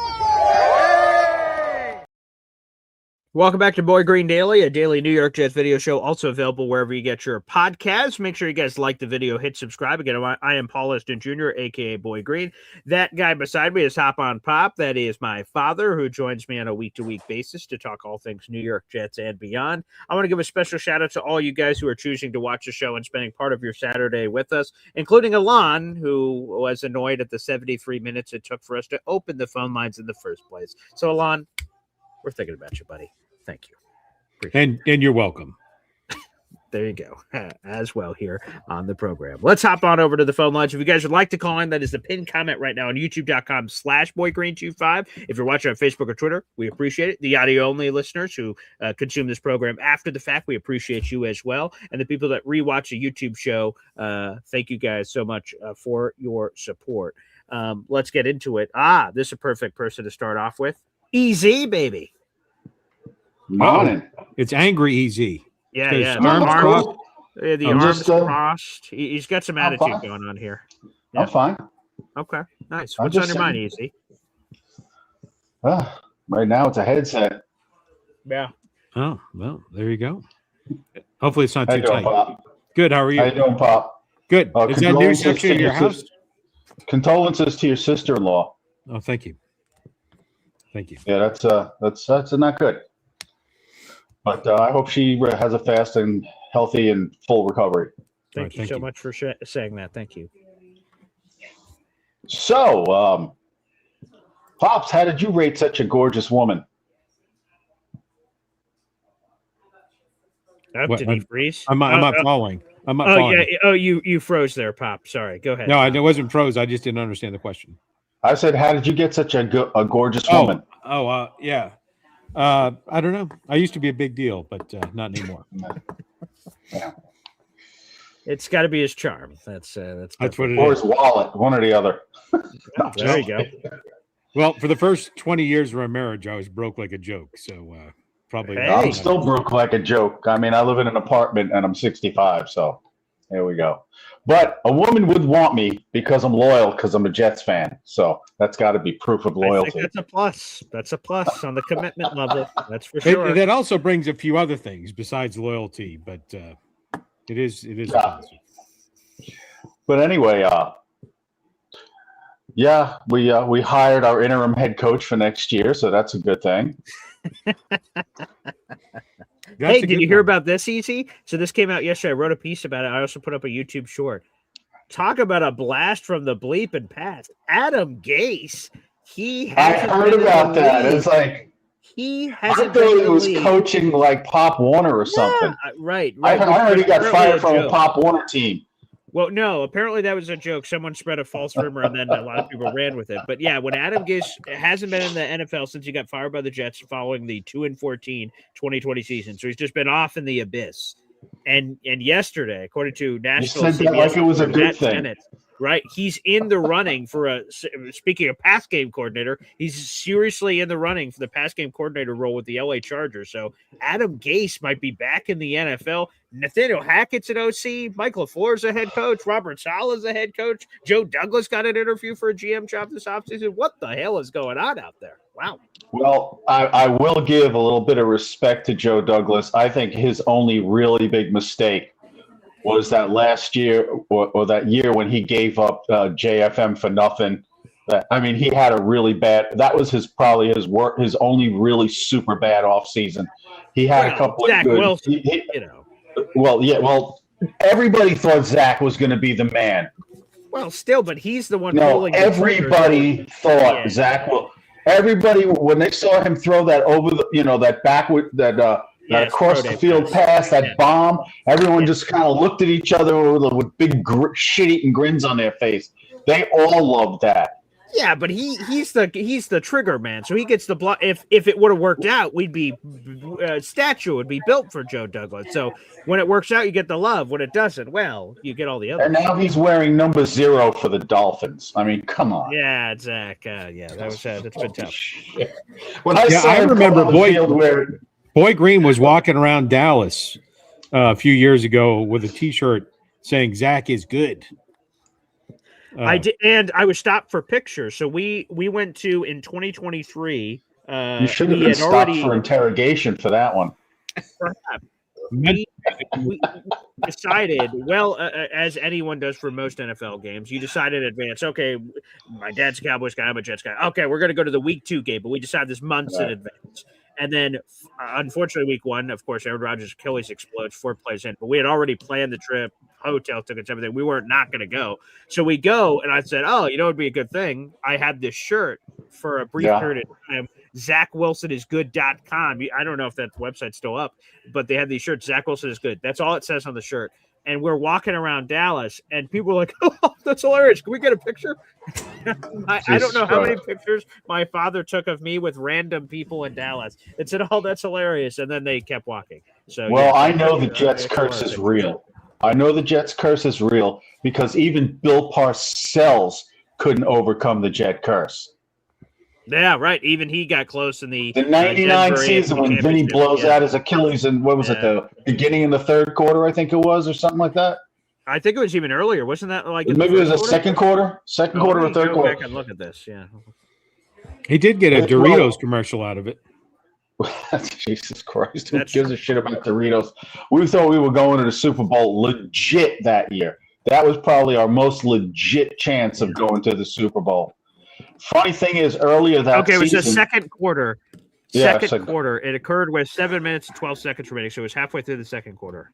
Yeah, I remember there's at the time there was a place in Raleigh called Jillian's. It was kind of like a Dave and Buster's, if you're familiar with Dave and Buster's. Of course, yes, of course. Yes. It's a bar with pool tables, and then upstairs they have the arcades and all that for people that don't know. And it's just I met Bobby Houston there. Wow. Linebacker for the Jets. Mm-hmm. You want to talk about someone who hated Bill Parcells. Oh, my God. Because you've heard about the legendary war between him and Parcells. Oh, yes. He was like, Parcells was like, he said Parcells was full of himself. And certain people got away with murder and other people couldn't get away with anything. He says, I was one of those people who couldn't get away with anything. Even when I did right, he was always on my ass 24/7. He basically told Parcells to fuck off. Jesus. Yeah, it was. Bobby Houston was not a fan. No, but super nice guy. Super nice guy. I told him I was a lifelong Jet fan, and he apologized for me. So. Oh, well, there you go. Yeah, most Jets players I've ever had the pleasure of meeting, they've been nice. He's a great guy. I met John Abraham at training camp and got to talk to him for a minute. He seemed like a super nice guy. I can't think of, I'm sure there has to have been jerks that I've talked to that are Jets players that like destroyed my childhood image of them, but I can't remember any of them right now. Most of them were really nice. The only time I had a jerk involvement with the Jets was I remember I went to Jets Fest when they were still having their things at Hofstra. Yeah. And I think it was the year they got Brett Favre. Yes, it was. Mm-hmm. They had gotten Brett Favre, and Brett Favre was practicing at Hofstra. And I was involved in a trivia contest, and they were asking me questions, and I said, there's only one thing you can't ask me about. And they said, what? I said, Brett Favre. I said, I don't know anything about Brett Favre. He's just got here. I said, you want to ask me Jets trivia? You can ask me Jets trivia all day long, right? And I was about to win the grand prize, because I answered every question. They asked me about this. They asked me about that. They asked me about the sack exchange. Then they went and they were like, what were the numbers that they wore? And I said, well, 99, 93, 73, and 74. And I told them who the guys were. I got every question right. They were trivia from way back. Who was their first quarterback? Sammy Baugh, all that. Sure. Then the last question. Where did Brett Favre go to college? I was like, I told you, no Brett Favre questions. Wasn't it Mississippi? Yeah. I didn't know that. What the fuck do I told them I don't know anything about Brett Favre. Wow. So they screwed me. He jobbed you. Yeah. And a bunch of people were standing around going, that's bad. Just pointing at them and calling them jerks. Yeah, we're jerks. The only jerks I ever was associated with the Jets. Wow. Okay. Well, that's not bad, Easy. Right. There you go. Okay. Shout out to Easy, and sorry for you getting screwed on that trivia game so many years ago. That's the worst. I see Sharon sends in a quick super chat message here. Oh. Wow. Remember, for 17 months, she says, football is our Achilles heel. Yes. If it wasn't for that, Aaron, the Jets would be great. Elijah Tucker. Yeah, we've had Jamie at Sherwood. We've had a lot of Achilles injuries over the years. Like, I don't know if there's been any studies done, but it's been no bueno from that perspective. Before we get to a little gizmo game here for Pop, let's get another caller in. We got the one and only Kyle Clifton, baby. Wow, what do we got here? That's good. That's good, Kyle. Respect. Good morning, gentlemen. Good morning. So, no, Jacoby Brissett, I'm kind of out. Oh, okay. I think that like mid to late round flyers to compete for QBs 2 and 3 on the roster, with 4 dropping off. You bring in 2 guys that you might be able to get, like a Cade Klubnik or like a Drew Aller in the late rounds, and have them compete with Cook for the lesser roles, and you bring in a veteran starter. I don't know who that guy is yet. I expect he's not going to be too good, and that's probably for the best, because we're getting our quarterback in 2027 at this point. It's pretty obvious. You said you don't expect him to be good. Is that because our options suck, or the Jets' lack of ability to recruit one, or both? Both. Ah, okay. Yeah. Fair enough. Yeah. And just to follow up a little bit on what Easy was saying, I think maybe Parcells was trying to get something out of Bobby Houston that he didn't even realize. Like, there were guys, like, he knew that if he rode LT, he wouldn't get anything out of him because he was a petulant child, right? So, like, he enabled him, right? And that's what he needed to do to make the football team go. And I think that's how kind of Parcells approaches it. It's not one size fits all for everyone. That's underneath him. And generally speaking, I think that's kind of a good approach. It's one thing to say, it's same rules for everyone, and and an overarching philosophy, you can try to apply that. Sure. But we can't lie to ourselves that everyone's talent level or what they bring to the table is the same. So definitely not. Sometimes you make accommodations, but you do it in the framework of the team. It's basically how it goes. Yeah. I'm optimistic about Reich because I think he's a little bit more innovative than people give him credit for. And I've always liked him personally. Sure. It's hard to get too excited because I don't think he's going to be here beyond this year. So, like, this is the weirdest Jet season I've ever, like, if we had brought in a rookie, first-time head coach, offensive mind, and said, we know we have no expectations for you this year, but we fired Aaron Glenn and we're planning for 2027, that would make sense. Sticking with Glenn after last year's disaster does not make any sense.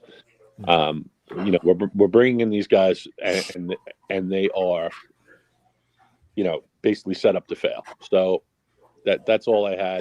Have a great weekend, guys. Enjoy the Super Bowl.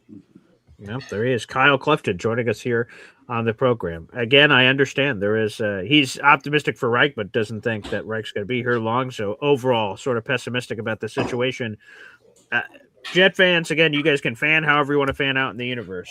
This is just how I do it. I can already feel it bubbling a little bit with this move, and free agency is right around the corner. The combine's coming up.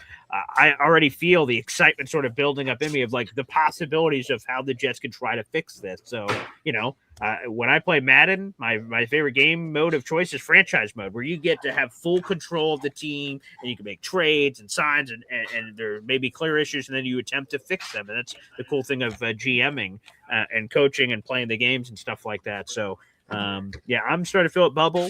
Maybe people in the universe are not going to feel it that way, but I'll try to share that on every show that I'm on and give you guys the same level of excitement, the genuine excitement that's in my body of how we can fix this team and how we can change things. And when we sign people that I'm excited about, when we sign people I'm a little concerned about, and we're going to go through the whole caboodle. So hopefully you guys can all be a part of that journey. And again, make sure you guys like the video, hit subscribe here. Pop, before we get out of here, you've got some excellent action happening. And I hear fandom saying, who's slamming dishes back there? There's some bacon light preparations, it sounds like. Yes, bacon light is almost lit.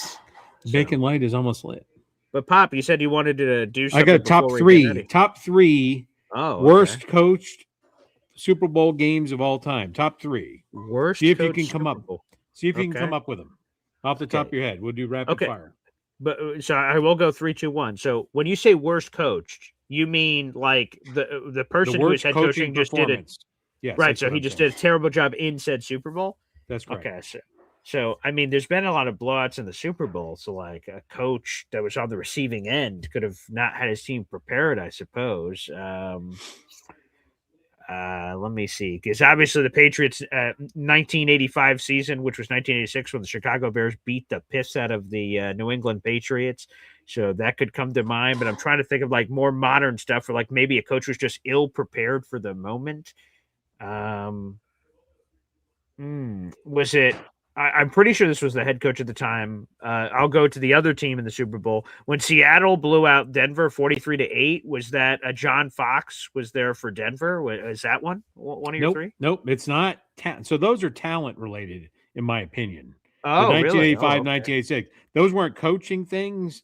That's who showed up. There are many Super Bowls in the past where one conference was so much better than the other. That was talent, not coaching. Oh, so like key coaching mistakes. So the game could be close, but a key coaching mistake was or coaching throughout the whole game. But yes, top three. All right, your time's running out here. Let's go. Okay. I will wrap because I guess there's a million ways to interpret this. It sounds like I'm not interpreting it the way that you want me to. So let's we'll go through it. Number three. Number three is 1997. Bill Parcells. Bill Parcells continuing to kick off to Desmond Howard, the Super Bowl MVP. You got to know what you know, right? Why would you kick off to him, right? His more return that a returner was the MVP of the Super Bowl. That's, you can't say it very often. Huge mistake by Bill Parcells. That's number three. All right, let's roll number two. So real quick, that was the 1996 season, but 1997 Packers winning 35-21. Unbelievable. Super Bowl 31. Terrific. All right, so let's go to the next one. Number two. So I had to get both the teams in the Super Bowl. So that was the Patriots bugaboo. I'm not even skipping over where they got embarrassed by the Giants in the undefeated season. The number two is the Seattle Seahawks. Right. Feed the beast. Feed beast mode on the 1 yard line, Pete Carroll. Your entire, legacy would be different. Russell Wilson's legacy would be different if you didn't throw the pass on the 1 yard line. So that's Pete Carroll. You are number two on the list. Yes, that is the 2014 season. It was the Super Bowl was played in 2015. The Patriots won 28-24. And this happens in a lot of Super Bowls, where you have magnificent catches that would have been in our memories some of the best catches in the Super Bowl of all time that disappear because the team lost. Julio Jones's Patriots-Falcons Super Bowl. He had this crazy tiptoe catch, but we all forget it because they lost. You go to Jermaine Kearse, the Jet legend for a brief period of time, the bobbling catch to put them in position where Marshawn Lynch could have won in the end zone. Oh, goodness gracious. So, yes, 28-24 loss. Unbelievable in that Super Bowl. Wow. Okay. And then finally. Number one, and again, involves the Patriots, but on the other side of the ball. Oh, Dan Quinn. Up 25 points. 25 points. What are you talking about? Well, even more than that, right? Yeah. Well, yeah, I guess the main one was 28-3, and then the Falcons never scored again. You just look at it. Break down the Patriots' 6 Super Bowl wins, and this is not disparaging. They were a team. You go look at them. They're a dynasty. A tweak here, a tweak there. Right? They shouldn't have, and by the way, they're batting about 50% in the Super Bowl. They've won 6. They're tied with the Steelers. God bless them. But those Super Bowls, not too many of them are ones that people go, oh, man, you remember that Patriots Super Bowl win when, Pete Carroll made the dumbass decision to throw the ball on the 1-yard line, or Adam Vinatieri, or that barn burner against the Rams where the Patriots won, whatever it was, 10-7. Yeah, like 13-3 or something, I believe. Yeah. Anyways. But I would say, again, I hate the Patriots. So, I have no bones to, although they could go the other side. The David Tyree catch where Eli Manning was held up, or, Philly special with the Eagles, and some of these other ones where Tom Brady had like the greatest passing performance game of all time. They didn't punt in that game and lost. So, yeah, I guess there's some other ends of it as well. Pop, I see that the bacon light is clearly on for you. We have a few more callers sprinkle in, so I will answer these calls to wrap up the show. But, Pop, I want to thank you for joining us here on this Saturday episode. God bless. Thank you very much. All right. 2 quick things. Again, prayers for your Aunt Sammy for speedy recovery. And the second one is, unfortunately, I will not be on next Saturday. I will be on the streets of Bourbon at Mardi Gras in the French Quarter. I will not be on next Saturday, but I will be back on the following Saturday. Well-deserved vacation. That's great. Mardi Gras sounds like a wonderful place. I wouldn't know, never been there, but sure, it sounds like a great place. Yep. Well, it certainly is. I've only been 20 some odd times. So, All right. Coffee Club. Let's take that like button to Pound Town. Get your memberships in. Take the pinky up and drink the espresso. Let's frickin' go. Actually, Pop, if I can, just 2 more quick things, if I can. First off, thank you for joining the Boy Green Espresso Club. That's terrific. So excellent all across the board on that. Really appreciate it. And thank you for your support. And then while unfortunately I won't be able to be there in New Orleans with you because I've never been there, but can you do me a favor? Is that possible? Maybe. All right. I need you to have one of these for me. Can you have a hand grenade? Oh, that I can do. Yeah, I'm sure you'll do that several times. So that's very nice. The most powerful drink in New Orleans. That is the hand grenade special, which I've had a few. Maybe it's different when you're down there versus, getting it shipped up to your house and having it a bunch. So I have not had a fresh one straight from the New Orleans tap. So I've only had it in other versions cooking up at home. So have a hand grenade for me there. Absolutely. The limit is my limit is about 3 a day. They say if you have 5 in a day, you'll wake up the day after the day that you had 5. So hopefully not with your pants around your ankles, Yeah, very good. Which, by the way, how many? Do you know how many ounces are in these things? A lot. No, I don't. I would say it's probably misleading the size of the cup. I think it's about 24 ounces. It's about 24 ounces. Oh, okay. There you go. Well, Pop, enjoy New Orleans. Apparently, as Mom says in the chat, you guys will be posting photos in Discord. So if you guys are a member to the Boy Green Coffee Club, that's $2.99 a month. There's all that kind of activity in there. So all kinds of pictures will be posted in the Discord. So looking forward to it. So well, I hope you guys have a great time. I'll have a hand grenade. I'm going to go have some bacon for you. Well, I'm starving, so wonderful. I'll try Very to good. scrabble some Reese's Puffs or something for breakfast after this. Not as tantalizing, but thanks. All right. Peace out. There he is, Pop, joining us on the show. That bastard. All right, let's go back to the phone lines. Mr. Famous Fulton's up next. Well, Mr. good Famous? morning, Paul. How are you this morning? I'm doing swell, thanks. How are you, sir? I'm getting ready for my big game tomorrow. Oh no, what happened? I'm actually getting my game. I'm getting ready for my basketball game tomorrow morning. Wait, re-rack that one more time. Maybe I misunderstood. Yeah. I'm having my basketball game tomorrow morning at Yeah, Wabash. but you're not missing it though, right? No, I'm not gonna miss it. No. Oh, not missing. I'm sorry. I thought I heard you say you were going to miss it. I'm like, oh no, why? Oh, you're getting ready for it. I understand. Yes. Oh well, good luck, of course, Mr. Yeah. Famous. I probably need some prayers. Hopefully I can get. Hopefully we can beat the team. We're playing against Lake County, Indiana, and they're called the Red Devils. Okay. And we're gonna try to win because yesterday was the anniversary. We went to Wabash. It was my first basketball game. Oh, cool. And back in 2023, we won the tournament. Oh wow! Oh, that's awesome! Congratulations! Yeah, that's great. Yep, it's been 3 years since we had that tournament. Oh, okay. So you got to get redemption. Yep, we got to get back on redemption, and we got to fight back. Okay. Well, fight the man, fight back. I hope you stack some championships. So let's create a dynasty. Yep, I play some good defense, so. Oh wow! Okay, you play some man-on-man, some zone defense. What are you guys operating down there? Well, let's see. We had practice yesterday, and we did some like defense and scrimmaging, and I've been playing good defense. Are you like aggressive? Do you get very physical with your defense?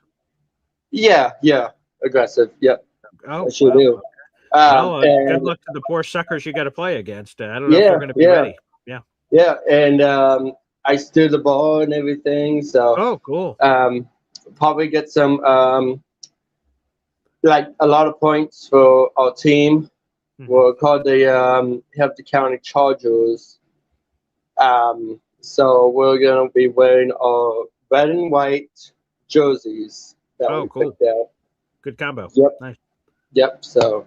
Well. Yeah, it's gonna be a fun time tomorrow, and I gotta be there like tomorrow morning. Like, gotta leave here around 8 o'clock and then head that way, because the parking lot's like crazy up there. And all right. Well, good luck. Make sure you get some practice in and get ready to go win the chip. We're going to the ship. We're going to the ship. Yep, I sure will, and I'll let you know, and I'll bring the gold medal home. Ooh, yeah, please do. That'd be wonderful. Mr. Famous Fulton, we're all rooting for you, buddy. Thank you. There he is. Mr. Famous Fulton, baby.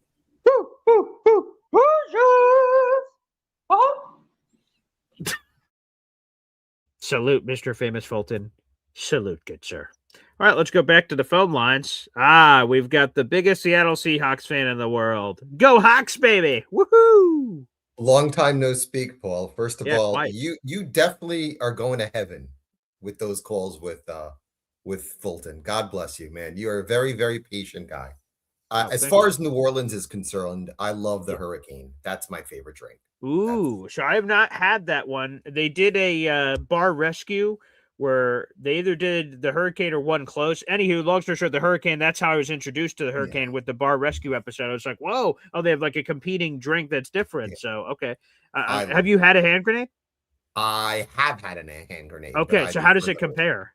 What's the taste difference or whatever? I'm a big rum person, so that's the thing. Okay. Yeah, okay, I've not had a Hurricane, so when I go down there, I'm going to have to compare. Okay, great. Yeah, Hurricane at Pat O'Brien's. That's how it works. Okay, nice. Couple of comments. First of all, on the game tomorrow, and I'm definitely going to be in the minority here. I look at the Patriots very differently with May and Vrabel than I do with Brady and Belichick. Trust me, I'm not a fan of the Patriots, but I don't look at the 2025, 2026 Patriots with the same venom as I did in the past. It's funny because I have friends who are Patriot fans and they're just happy to be there. I actually think they're playing with house money, really.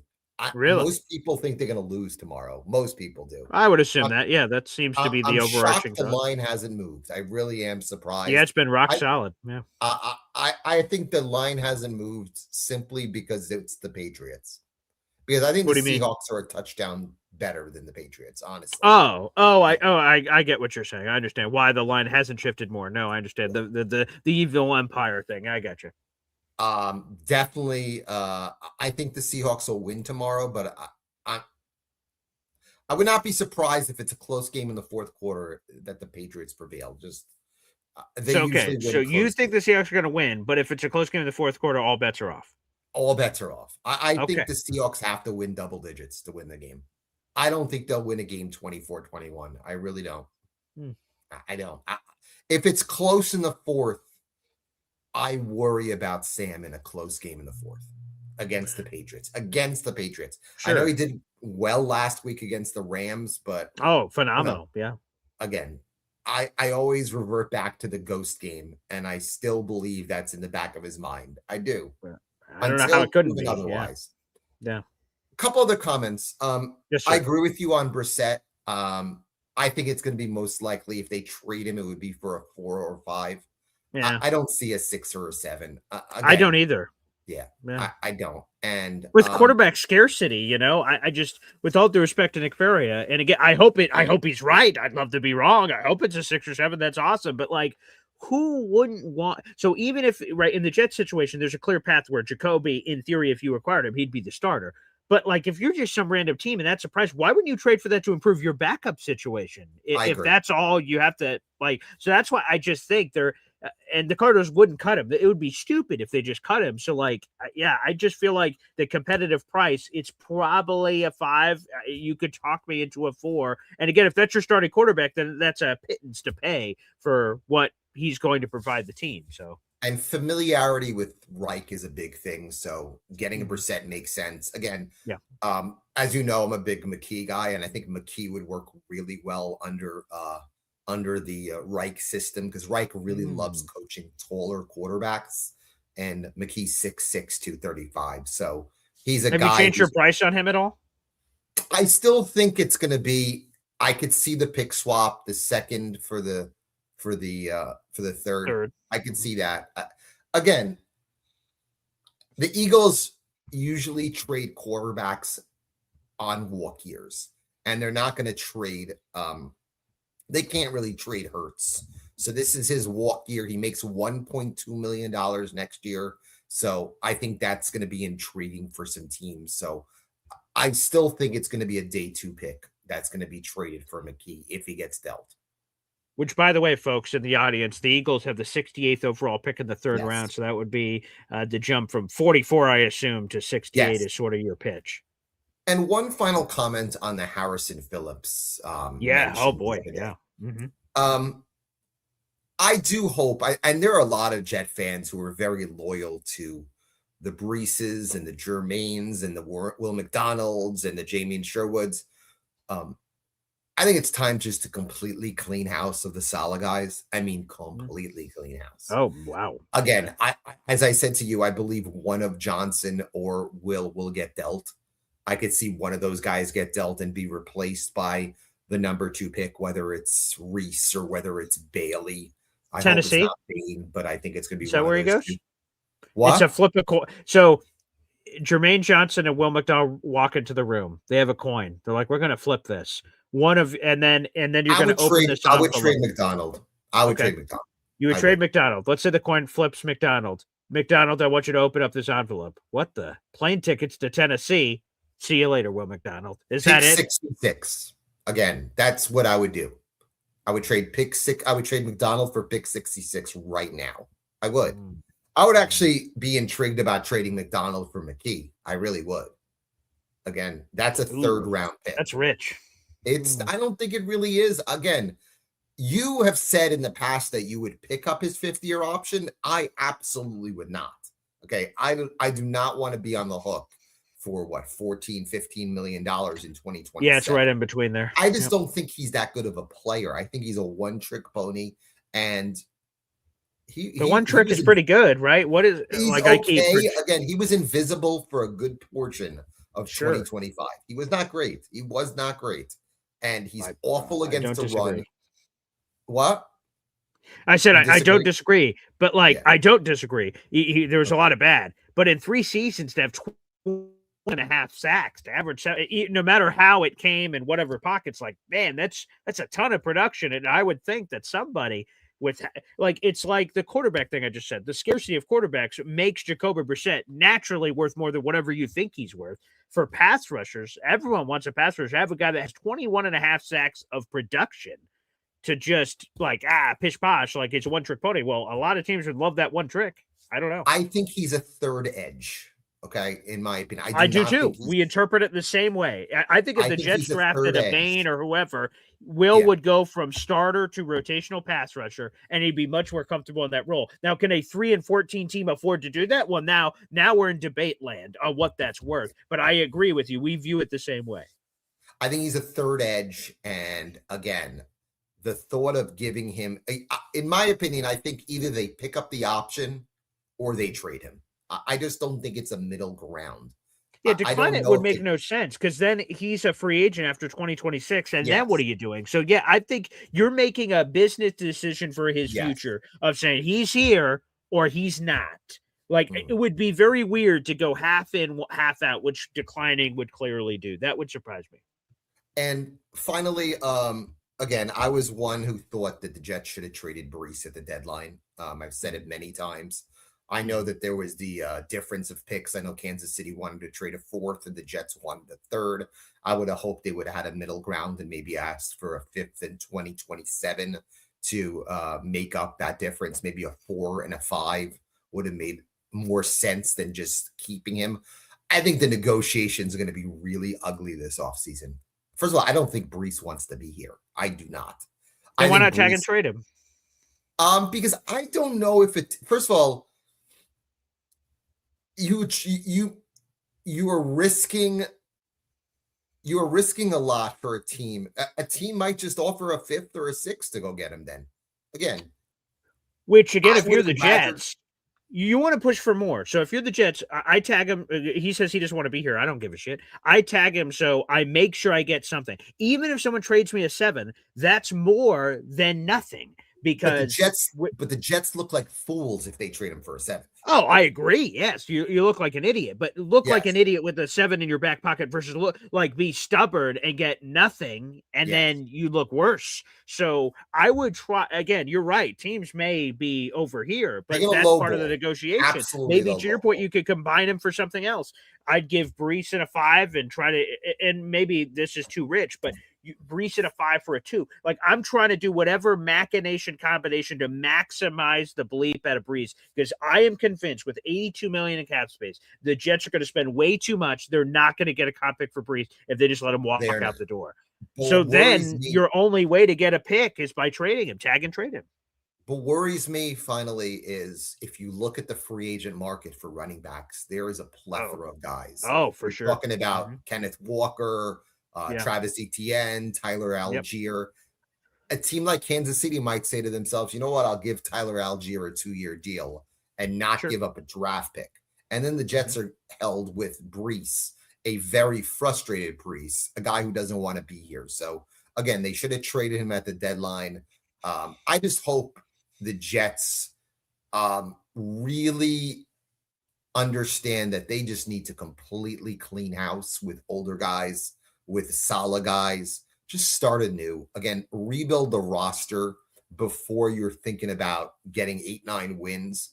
They have to rebuild the roster. And I think that's, again, I look at the Jets and I see 3 players that I would not trade. And those are the 3 guys on the offensive line. Anybody else, even Garrett, I think I would gauge the market on Garrett. I really would. No way. I would. No way.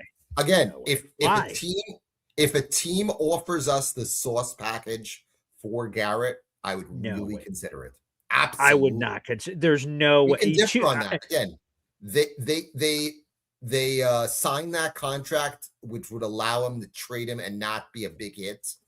That's why I would not be surprised if Garrett is a guy that they dangle, or if teams are desperate for a receiver, call the Jets and say, here's 2 ones and a starting player. So again, like a team like San Francisco, who needs a number 1 receiver, they would trade 2 ones and maybe a D Winters, who's a starting linebacker. That's what I would do. I don't know if they're going to do it. They might be really loyal to Garrett. But again, I think this fan base has completely overrated Garrett. I think Garrett is a 1B. I don't think Garrett is a 1A. We can do again, Paul. You're very loyal to your players. Okay. But we haven't had a quarterback. I just want Garrett to have 1 year of a decent quarterback, so we can properly judge him. Because you're accusing us of you're accusing us of overrating Garrett, but we've never seen Garrett with a quality quarterback, so we don't know. That is the mystery. Now, the mystery, I'm choosing to believe in the optimistic side of that mystery, and you apparently are believing in a different side. But we don't know that he's 1A or 1B. Because we haven't seen him with a quality quarterback. But to me, like your offer, right? You get a starting player. We need more starting players. But like I'm getting 2 first-round picks that are going to range, if I'm being, respectable, at the earliest, like pick 22. And I get 2 first-rounders there in the 22s, and I invested a top 10 pick in this guy, and he's been awesome. The Ravens could give up 2 ones, and they have a top 15 pick this year. You never know. It's not worth it to me. I would gauge the market. I am not giving Garrett away, but again, I would not be surprised if Garrett is dangled this offseason. Do I think they'll trade him? I do not. I think there will be a huge uproar with the fan base. But again, if a team offers 2 ones and a player and a starting player for Garrett, I would seriously consider trading him. I would. And that's where we differ. You're very loyal to Jets. Yes. And again, I'm not really that loyal. Again, you love Sauce. You're very happy with the return they got for him. I am after. Initially, I'll be honest, I was upset. I'm like, oh my God, Sauce. And not only a name, but like he was wildly successful. He's a 2-time first-team All-Pro. Like that, those don't fall off a tree. So I was very upset initially. And then when I sort of settled on recalibration of resources, the fact that like we didn't know, like when Sauce was extended in the offseason, none of us went, look at the contract, oh wow, this is super tradable. Like none of us picked up on that. And then it was revealed to us when he was traded, look guys, we didn't get burned here. Smart on Muji to create the possibility of this outdoor deploy. And then so initially pissed when we sort of got away from it, like, wow, great haul. Oh, wow, we didn't get burned on the cap the way I thought we did. Like, I felt better about it. But eventually you reach a point. So the Jets have 5 first-round picks and 3 second-round picks over the next 2 years. Okay. When is water buckets in the ocean? When, or do you just have 2? You have a bunch of picks, but it's potential. But where's the real? Garrett is real. He's a real viable, if you want to call him a 1B, fine. 1B is still pretty valuable. You have a 1B receiver and these picks that maybe could be a 1B receiver. Like, I know what Garrett is. You have to have captains on your ship that you're willing to just have. You could exchange all the other pieces, but you have to have a couple that are just your guys that are going to be captains of the ship. Garrett Wilson is the captain of the ship that I'm not willing to move. I would rather trade him 2 years early than see a frustrated Garrett Wilson in 2028 coming off a 5-12 season in 2027. I do. And he will get to the point where he is going to be so fed up looking at receivers around the league, his peers, going to playoffs, winning playoff games, and this team in year, 6, 7 of his tenure, still not making any and many improvements in terms of the win-loss record. I would be intrigued about a trade package to trade him. I would. Again, I'm not giving him away. Your take. Yeah. I'm not giving him away. But again, if a team calls up and offers 2 ones and a player, I would do it. But Paul, it's always a pleasure. And again, I'd be surprised if Seattle doesn't win tomorrow. But if the game's close in the fourth quarter, there's going to be some sort of mojo with the Patriots. They'll always find a way to win a 3-point game. You know it, Paul. Paul, at 21, it makes me sick. It makes me sick. At 21-21 with 5 minutes to go, who would you favor? That would make me very nervous. Yes, you would. It's like an NCAA tournament that we talk about, right? You get into the fourth quarter, it's number 1 seed blee blah blue against McNeese State or RIT Technical Institute. There's 5 minutes left. It doesn't. I don't give a shit. Who is the number 1 seed? Who's this? We're in a fight of life or death, and one of us is going to die, and one of us is going to live. All this. How do you not start breathing heavy if you're the number 1 seed? Holy shit! What the? Huh? Who? What the hell's going on here? The same way in the Super Bowl. 5 minutes left, 2 teams. Anything can fucking happen. Oblong-shaped football. Oh goodness. Yeah, I'm not a Seahawks fan. I'm clutching my pearls. I'm breathing heavy. I'm getting nervous. I'm feeling tightness in the chest if that happens. Yeah, Paul, always a pleasure, man. Appreciate it. Thank you, Alon, for joining us here on the program. Yeah, I'm just gonna, hey, again, Boy Green Daily. A thing I pride myself on is we can have different opinions on the show. You just heard a different opinion, and I'm going to make this abundantly clear.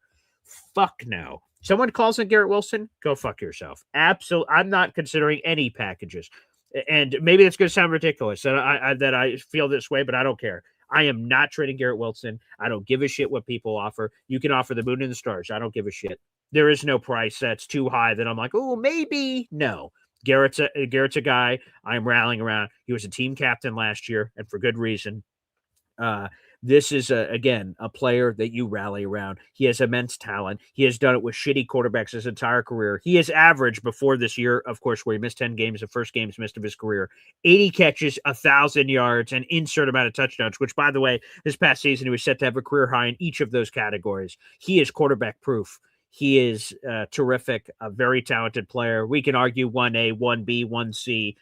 I just know this. Garrett Wilson is a football player. He is a high character individual on this football team. He is a team leader. He is someone who is so passionate about winning, and I want that to be infectious on the team. If we're going to turn the ship around, Harrison Phillips' comments were mentioned. If you want to break the wheel, you need 53 Garretts on this team, and I would do everything in my power to get more Garrett Wilsons on this team. He is the exact type of player I want to build around. I want to sign him to a lifetime contract. I love Garrett Wilson. As long as he wants to be here, I want him to be here forever. Jet for life. And I know sometimes that has different contexts from the Jamal Adams situation and Sauce Gardner and everybody else. I'll just tell you this. Garrett is a player I want to build around. Garrett is so important to the development of the next quarterback that is here with the Jets, to pair Garrett Wilson with that quarterback. Garrett Wilson is not just a great safety and he's just really good on defense. The rest of the defense can suck. Garrett Wilson's greatness is directly impacted to whoever's playing the quarterback position for the New York Jets. So those two things are linked. That's a plus. When you're recruiting and you're alluring and trying to bring in other quarterbacks to the team, then Garrett is a plus in that conversation. If I'm a quarterback and I'm trying to pick a team, like, holy shit, I could go to New York with Garrett. Like, that is a plus to go there. So with all due respect, again, we can all have different opinions on the show, and we do have all different opinions on the show, which I appreciate. There is no fucking way, with all due respect, I'm getting rid of Garrett Wilson. And that's what I'm asking for the Stars, Nangi Iboko. That's what I am turning to the gods to right now. Let's get Garrett Wilson competent quarterback play, please. Garrett has been spectacular for us. Again, look at the first 3 years. He's the most productive Jets receiver of all time through the first 3 seasons. Okay. And he's had the worst, shittiest quarterback play of all time.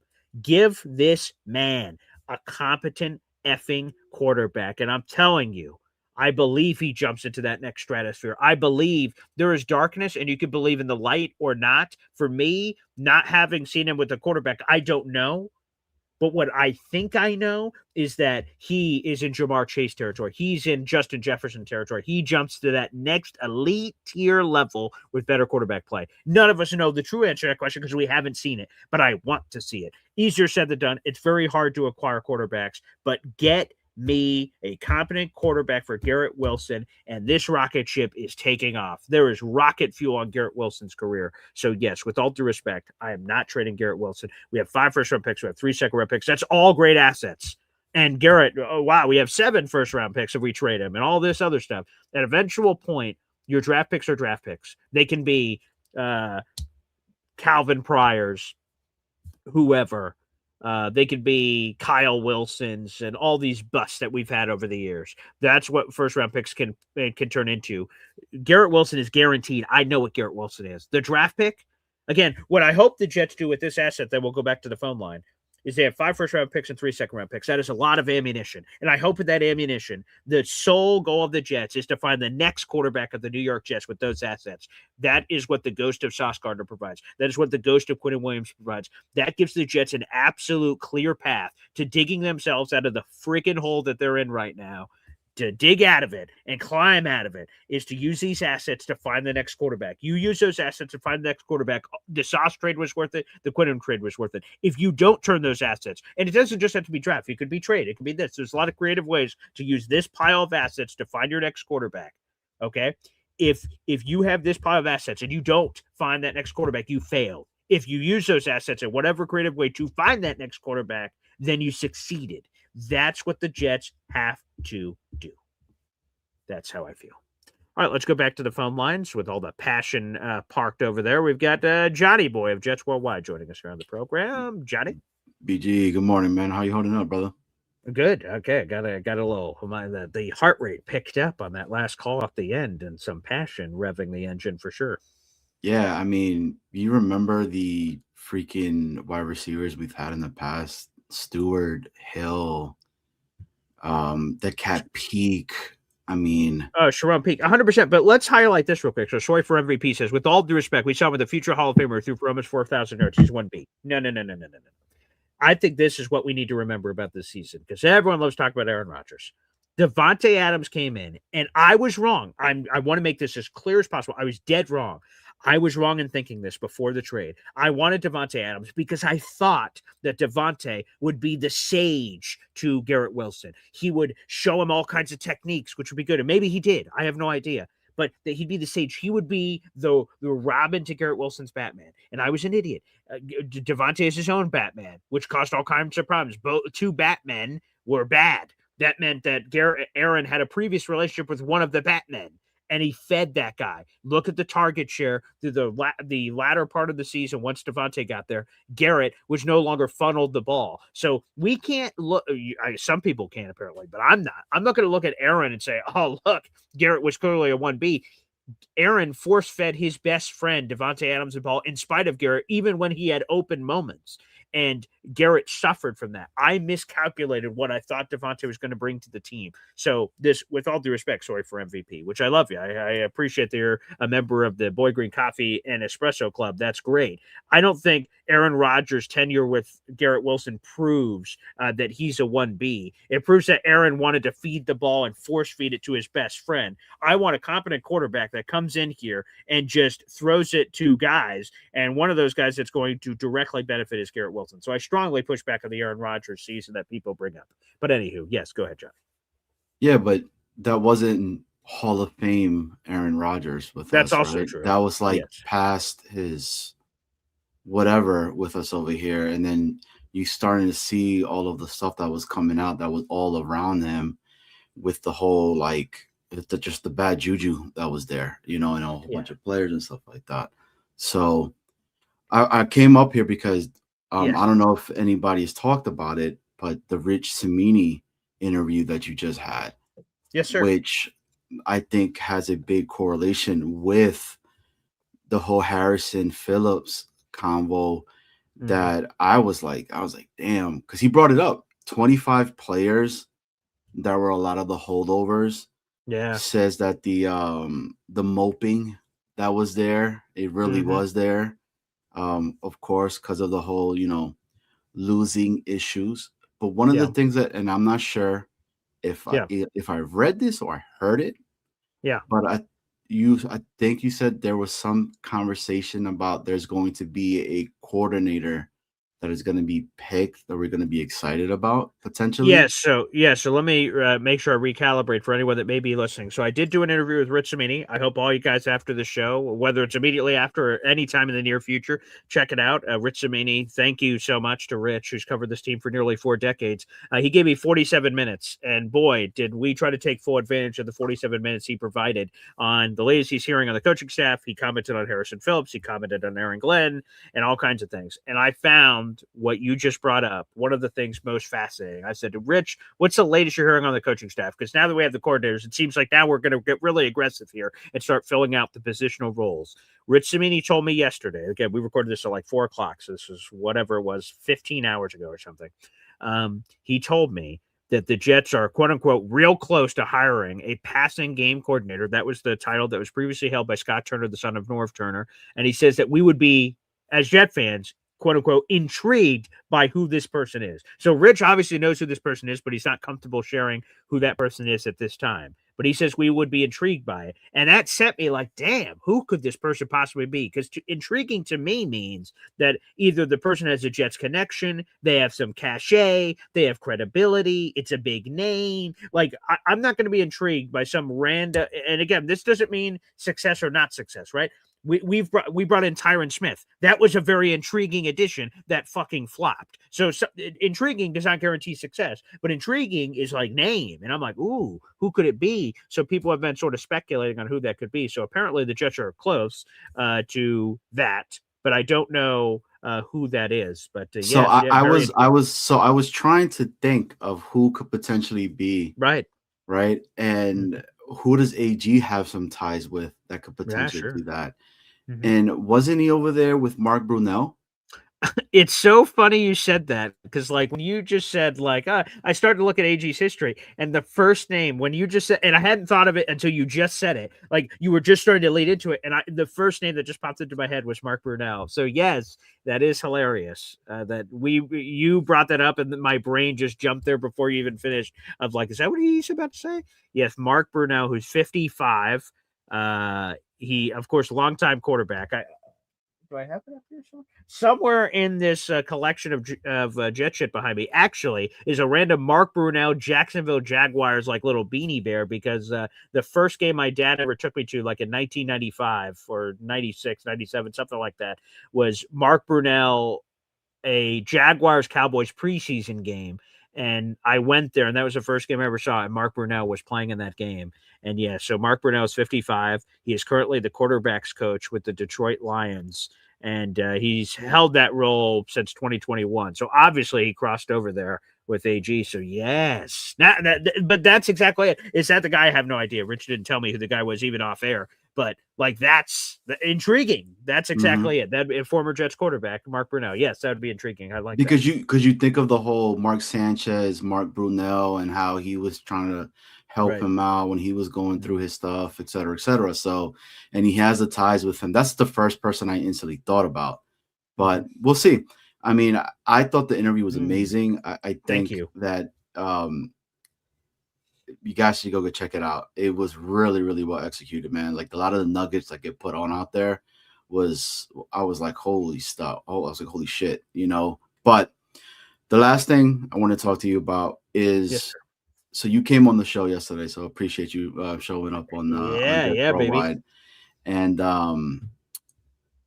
you know how we feel over there in Jets Worldwide. Myself and Snowball, we're some AG guys, right? Yeah. So I'm gonna ask you. Okay. You had the same type of scenario where you have a guy that comes in, he sees on how toxic it is in that locker room. What do I mean by that? The guys are okay with just losing, and they were fine with that and just being like, hey, whatever, man, it's the Jets way. Oh, we messed up. It's okay. Let's go.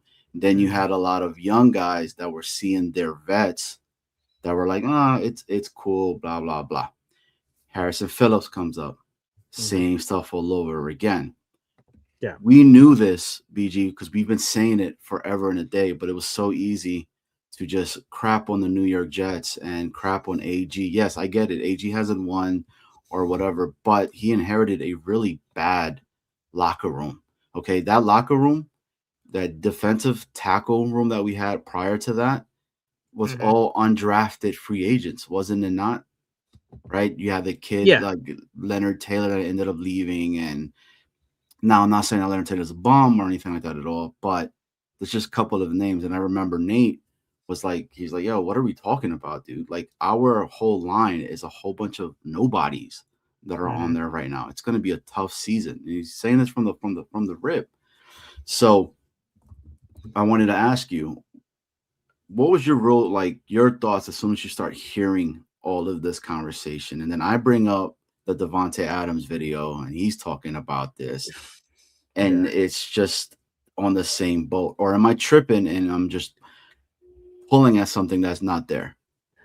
So obviously everyone knows where I stand on AG, and I'm an AG supporter, and for a lot of reasons that I've explained before. When Harrison Phillips, shout out to Richie, and Richie, I'll tag you on social media because I have to go back through the Rich Samini interview myself to cut it all up for shorter clips. And we talk about Richie of Roundtable Sports and their interview, and it goes viral. And again, Richie deserves all the credit. Thank you for getting that answer out of Harrison. That's gone viral. It's got like 1 million views, and it's getting covered by every reporter. So wonderful job by Richie down there at the Super Bowl. And shout out, by the way, to Jake Asman down at the Super Bowl as well. I loved his interview with Harrison as well. When he mentioned the cancerous group, and again, Harrison Phillips, for those who did not see it, he stopped before he said the word cancerous. He thought for a second about what he wanted to say. He said, oh yeah, this is what I want to say. Cancerous, truculent, and he went through the whole thing. That to me opened a light that I think a lot of people have had a similar take of like, damn, okay. Robert Saleh, that must have been a lot worse than we thought. The mopey, shitty, gee, same old Jet mentality that it seemed like was permeating from Saleh and the rest of the group. Rodgers was there obviously as well, so that didn't help. That Harrison's comments seemed to suggest to me that there was rotted. So if we're looking at the Jets like a house, and Harrison just moved into the house at the beginning of the year, and he like sees his house like, oh wow, this is a nice house. And then as he's living in this house, he's like, whoa, is that a rotting board in the corner? Oh, that's a little fucking weird. And he just starts exploring the house. He's like, oh wow, oh geez, and he starts seeing these things that are here. To me, I think those issues that Harrison is pointing out pre-existed Aaron Glenn. Aaron Glenn, when he moved into this house, checked it out and said, oh, well, yeah, this is the old house. I grew up here. Yeah, I was a kid here at this house. I love this house. Yeah, I love the Jets. The Jets are the house. I love the Jets. Yes, of course I want to move in. I want to be here. I want to fix this house. I want to fix it up. But I think even AG miscalculated, misunderstood, whatever the word is, of how bad some of the pre-existing issues were. I think Harrison Phillips was sort of championing those comments. Now, again, I'm not saying Aaron Glenn is without blame. I'm not saying that Aaron Glenn had nothing to do. I'm not saying he didn't do bad things last year. He absolutely did. But I think it speaks to the pre-existing issues in the house, and that, as Harrison mentioned, it's going to take time to clean it out. Of course, us Jet fans have been waiting for a long time. It's been 10 straight losing seasons. That was clinched this season. In 14 of the 15 years that we've been waiting, all without the playoffs, 14 of the 15 have been 500 or worse seasons. So not only have we not made the playoffs, it hasn't been competitive football for a lot of this run. And that's not AG's fault. But we as Jet fans bear those scars. We bear those wounds that exist. And to me, I think Harrison was highlighting that there is a lot more issues than I think people realized. And to hopefully give a little bit of credence to, oh, shit. So this wasn't AG fucking up what some people said before the year is this great team, and AG just has to take it over, and bing, boom, bam, we're going to be back, baby. It's instant fix. Because we all told ourselves that 2023 was lost because Aaron Rodgers' Achilles exploded. In 2024, we're like, yeah, this is still an awesome team, but like they didn't play up to their potential. Oh, 2025, AG gets to take this roster of clear talent and everything. He's just going to immediately take it to the next level. I think what Harrison Phillips pointed out is that this roster wasn't as good and everything wasn't all as copacetic as everyone said it was from the outside. That on the inside, there were a lot of these issues with the house that he discovered the longer he lived in it. But he's not scared from the house. He's not like, get me the hell out of here. He has seen the issues. He's seen AG, and he says, you know, I believe we can fix these things that are here. So that's sort of what I got out of the whole thing. I just think for myself, it's a lot easier to shit on the New York Jets than try to actually defend them, right? Yes. And that's why I applaud Phillips for what he was saying. Now, does AG get a pass on the year? No, of course not, because, I mean, we lost 14 games or whatever it was, and it was a bad season of himself. But to be like, just fire him off the rip, but you're not really giving us a lot of context on what's going on. Yo, AG from the jump had stated that he's trying to change stuff in this organization that's been here for 10 plus years, 15 plus years, et cetera, but God forbid you and I come up here, say something to that, and it's us trying to defend AG. No, it's not defending AG. It's not saying this. It's trying to defend the New York Jets as an organization that's been bad for so long, because it's just so easy to say that the New York Jets are trash, because, I mean, 9 out of the 10 times you're going to be right. It has been bad, but Rich Samini said 25 players, okay, that's not going to be here next year, that has some type of impact. And a lot of these players were these big names that are with the New York Jets. And I'm going to say it. I think Breece Hall was one of those guys. I think Quinnen Williams was one of those guys. I think Quincy was one of those guys, right? That you saw when he talks about vets and young players seeing vets on the way they handle the everyday type of stuff, that it's okay with the losing and nothing is like, could you imagine Bart Scott being a player like that it was okay? No, Bart Scott on an SNY interview that he had on there with Connor and with Willie Colon, he said, I remember when we were going on a losing streak with the New York Jets that myself and Jim Leonard came on there and told everybody what the fuck is going on. Just because we're on this losing streak doesn't mean we suck. We're going to figure it out. We're going to get better. We haven't had those players. We still don't have those players. I feel like, I think maybe some of them are coming out. I remember being told that Garrett Wilson was an immature individual because he's all upset on the freaking sideline and everything. But at the same time, I remember Garrett Wilson never shitting on the New York Jets, right? Or writing something on Twitter and then going ahead and deleting it again. But you got Breece was doing that. Now look, I get it. A lot of the being upset, them losing on a constant, it's warranted, right? Because I mean, that shit builds on you. You losing so much and everything, you're gonna get negative. Again, and the last thing I'm gonna tell you, BG, was so Sauce went on the nightcap with Shannon Sharp and with Chad Ochocinco, and he spoke highly of Aaron Glenn and what they're trying to do over there, and the fact that he says that it was Aaron Glenn who called him to tell him about the trade and was like, dude, it's nothing like that, but we just can't give up what we're trying to do. All right. They're giving us 2 1s and 80 Mitchell for you. It's something that we can't pass. Go and do your thing with another team and be great over there. So that's just my take on it, man. Like I said, I know a lot of cats are here. It's just make it easy to just shit on the New York Jets and just be like, oh, down. But look, man, it is what it is. Either you're rocking with us or you're not. Damn straight. So BG, appreciate you, brother. There he is, Johnny Boy, a.k.a. half the member of Jets Worldwide. And by the way, there will be Jets Worldwide takeovers every Sunday, which will be great, where they jump up on the show and co-host with me. So I'm very much looking forward to that partnership. That's going to be a lot of fun. Something I want to highlight real quick before we sign off.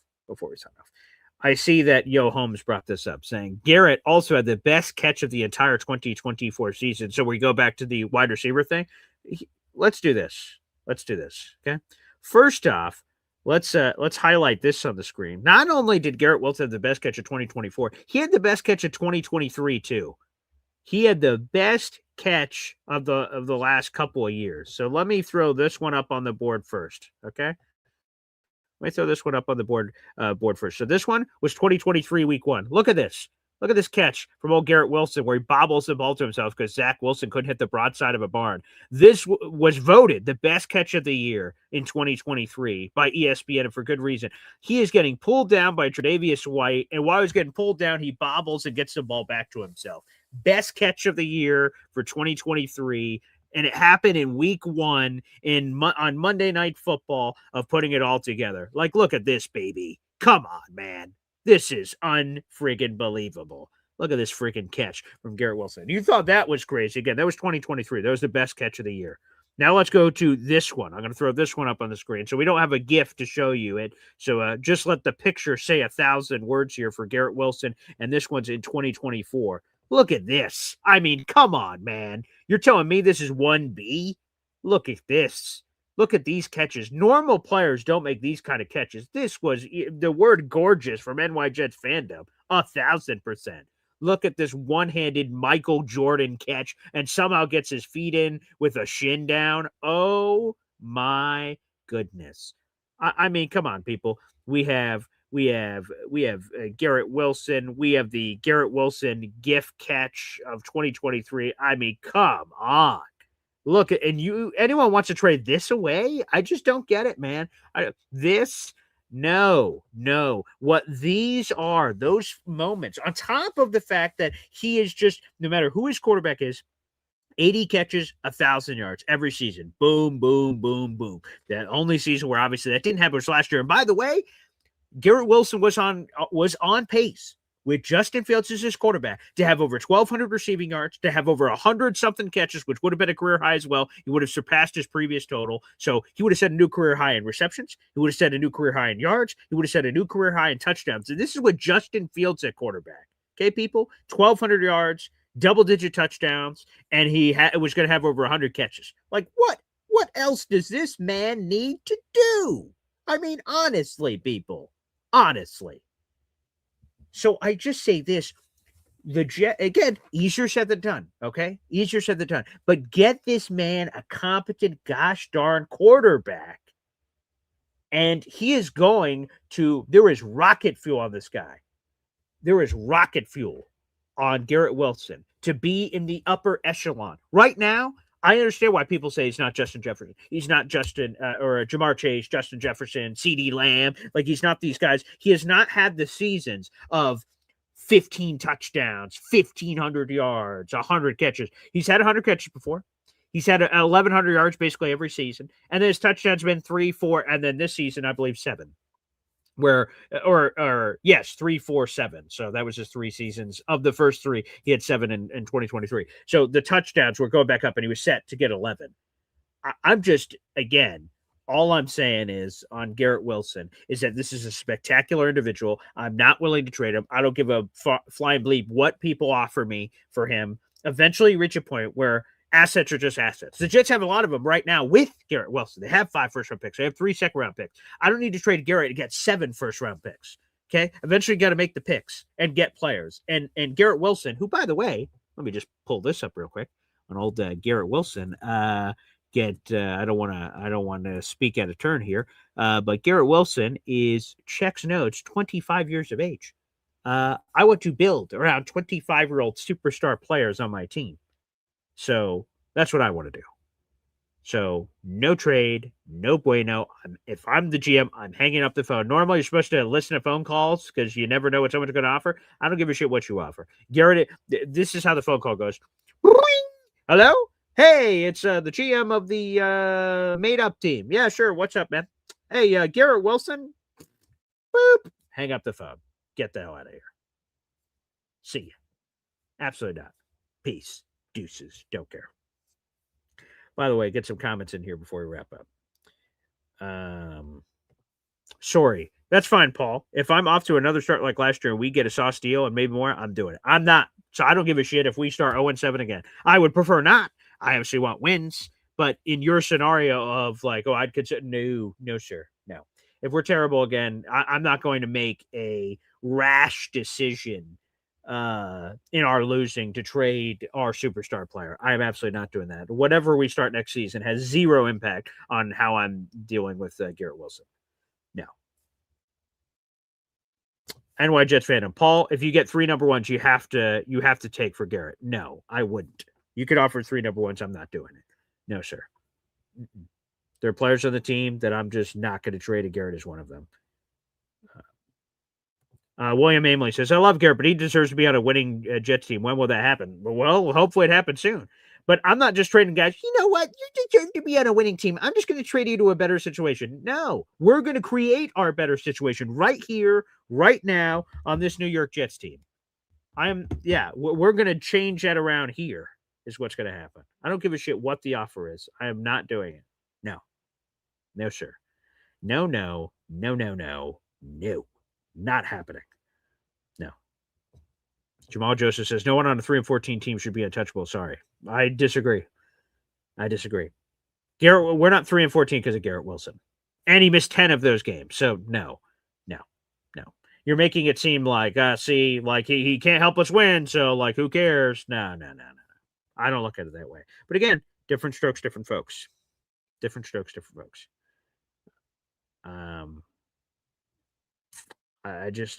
can't do it. Just can't do it. So, thank you to the 500 people in the room. Appreciate it.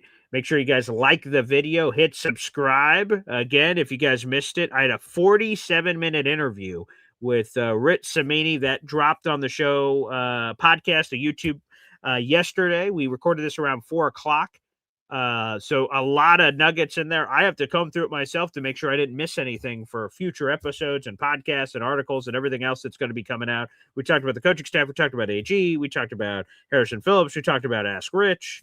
I mean, I got my notebook here. Pro Football Hall of Fame. Rich is now on the committee. Fernando Mendoza trade possibility. We talked about that. Frank Reich, quarterback options, all kinds of things. I mean, it was an overflowing interview. Thank you, Rich, so much for the 47 minutes that he provided on the program. No doubt about it. So an absolute treat. Actually, I see we have one more caller jumping in here. Why not? He's an OG. He's a legend. Is the cigar-wielding professional that is Neil Sr. here on the show. Good morning, Paul. How are you? Hey, I'm doing spectacular, sir. How are you? Good. We're in the time of year where the hope is going to start to build. Mm-hmm. You know, we're going to see what happens here in free agency. When's free agency start? When? Middle of February? I believe it's March 13th. March 13th? Oh, boy. Yeah. So we're still another month away. Yeah, for people. Yeah. What's upcoming that we got to look forward to? Combine. 100%. We got Combine. Okay. Yeah, baby. Free agency rumors, draft stuff, all that kind of jazz. Right. There's, as far as now that we rounded out our coaching staff, I'm not upset over Frank Reich. I think that'll be a nice upgrade for us. I agree. To get some maturity in the room. And, certainly if things go sideways with Glenn, I surmised the fact that, that Aaron Glenn went into Woody and said, look, we want to maybe hire Wink Martindale or this or that. And probably Woody said to him, listen, I brought you in here because you're a defensive coach. I'm not paying another $8 million or $10 million because all these coordinators are going to, pin us to the wall. We have to pay extra for at this point. Yeah. They probably said, listen, you're calling the defense. Good luck. The defense better perform well because that's your side of the ball. And if it doesn't, you got Frank Reich, after 5 games, he could slip right in as the interim coach and we start all over again in 27. Hey, by the way, if that was Woody's suggestion, great suggestion, Woody, because I agree. AG should die on his sword, for better or for worse. Exactly. If it works out great, he gets credit. If it sucks, all right. AG, if in a year from now he gets fired, AG can look himself in the mirror and say, well, I called the defense. I got no one to blame but myself. I spent the whole offseason building guys for my defense. If I can't get it right, I'm never going to get it right. Fire me. So great suggestion by Woody. If that was what he suggested, God bless. Not to mention, if you plan on bringing a guy like Anselone, he's going to bring in his guys. Yeah. I mean, if he brings in an Anselone from Detroit, now you got a guy that could call plays, set up the defense with you. You start to get a little bit of you might as well get that. And if your defense is good and the offense sputters, you got job security for another year. If you sputter and the offense does well, there's the door, at least you know where you're at, so I think we're okay there. I see a lot of opportunities in the draft and free agency. I'm a free agent guy. I'm not a draft guy. I think we should, this guy Pierce on the Colts, I like. I mean, there's a couple really good number 2 receivers. We definitely need a number 2 receiver to take some of the pressure off Garrett. And anybody that says trade Garrett is foolish. I mean, the guy has been, how many times have we been able to draft a really good wide receiver? That's been like our sore spot for 20 since Keyshawn Johnson. 100%. That's what I was going to say when he said who named the last one. I would have went Keyshawn Johnson. That would have been my last one. I mean, think about that, Paul. That is so long ago that we had a good wide receiver, and Garrett is good. I mean, look, is he top 5? No. Okay, but I love his hands. He gets open. He's got scatter, and he's a good teammate, and he doesn't talk shit. You know, I like his attitude. Yeah. To not like his attitude through this whole thing, I mean, these receivers are all a bunch of divas, you know, A.J. Brown, Pickens. All these guys come with some kind of headache. You know what I mean, Paul? They all got some kind of, oh, you didn't throw me the ball enough. Oh, after games, they bitch and moan. You don't see that with Garrett. He blames himself. He does his thing. And I think that, you know, if he starts to see any kind of progress on the offensive side of the ball, it's going to excite him. I mean, let's face it. As far as Jacoby Brissett goes, I'm certainly okay with him. I like Jacoby Brissett. Okay. I like Kyler Murray. I think it's going to be Kyler Murray and Tyrod Taylor, you know, and then the rookie. You know, they're going to have a little bit of a scheme towards a run-throw type quarterback. And, I mean, Brissett's not that Brissett could take off. I mean, he's not a stone back there. Right. So you can make a good quarterback. You know, you look, he performs. He's steady. He's not going to be the best quarterback, but I think he worked with Frank Reich at some point, or was it with Aaron Glenn? I don't remember. Who is that? Jacoby Brissett, I think it was. Yes. Yeah. So he crossed over for 3 years with Frank Reich, 3 years in Indianapolis. He was a full-time starter for one of those seasons. And I interviewed Rich yesterday, and I dropped the video earlier. Rich Samini says that Jacoby Brissett and Bill Parcells are super close. Bill Parcells considers Jacoby Brissett one of his sons. Apparently, Jacoby Brissett, wow. Yeah, I didn't know it was that strong until Rich said it. And apparently Jacoby was a high schooler in South Florida where Bill Parcells has resided for a long time. And yeah, he took him under his wing and he's been mentoring him for like the last 30 years or 20 years, whatever it is. So I was like, wow, holy crap. So yeah, they have a very strong relationship, and obviously AG and Parcells are connected. So there's a lot of connective tissue here that makes a lot of sense. Yeah, and he is, you know, like I said, he's good. He's durable. He has, he's very accurate. I mean, didn't he had some kind of record this year for completions in one game. I mean, he's not, you know, the problem is he ends up losing, but that's not him, you know, right? I mean, you can't blame the quarterback when you lose, you know, 7 or 8 or 9 one-score games. It's mostly the fault of the defense, not the offense. And when you look at the Cardinals, I mean, they were running out, you know, what's his name? Our two running backs with our quarterback. Yeah, right. What was it again? Michael Carter and the other right. and the other running back. His name is. Yeah, his name escapes me, but I know who you're talking about. Yeah, so they didn't have the best talent out there. Let's face it. The only real talented guy they have is the tight end. Is amazing. Oh yes, very. Yeah. You know, so they have the tight end, but Brissett didn't have a lot of weapons. His defense was on the field a lot. I like that idea. Pluck a good quarterback. He's only 32, I think. He's not like way old. Yeah, right. And that's it. We go with that. Keep Tyrod Taylor on, you know, as a third quarterback for $1 million or whatever the league minimum is, and let those two guys groom a rookie and see where we're at. Hey, by the way, there's a super chat coming in for you here, Neil, from our buddy Lou B, Super Jets fan. Let's throw this up on the screen. Appreciate it. Thank you, Lou. Wow. Neil, I have my application for the 6-9 team. Okay. Well, that's very good. I like Lou B. The more the better. You know, we all talked about going down to One Jets Drive and taking the place over. Ooh, and just kind of like, you know, getting in with a couple OGs, real solid diehards, and just crashing the party over there and saying, look, sit in the conference room, get us some waters and get us the heads of this team. And let's talk about from a fan to a back office, and let's get our say in here a little bit.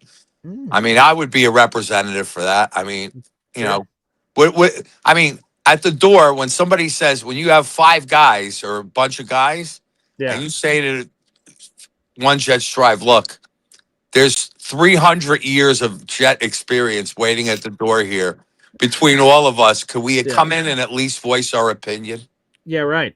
You want to at least hear what we have to say, maybe? Since every one of us is connected. When you think about it, Paul, guys like me, all the older guys, and there's 100 of them, okay? Sure. Yeah. When you look at us, we're the guys that are the tree that branched out to create hundreds and hundreds of other Jet fans. Right.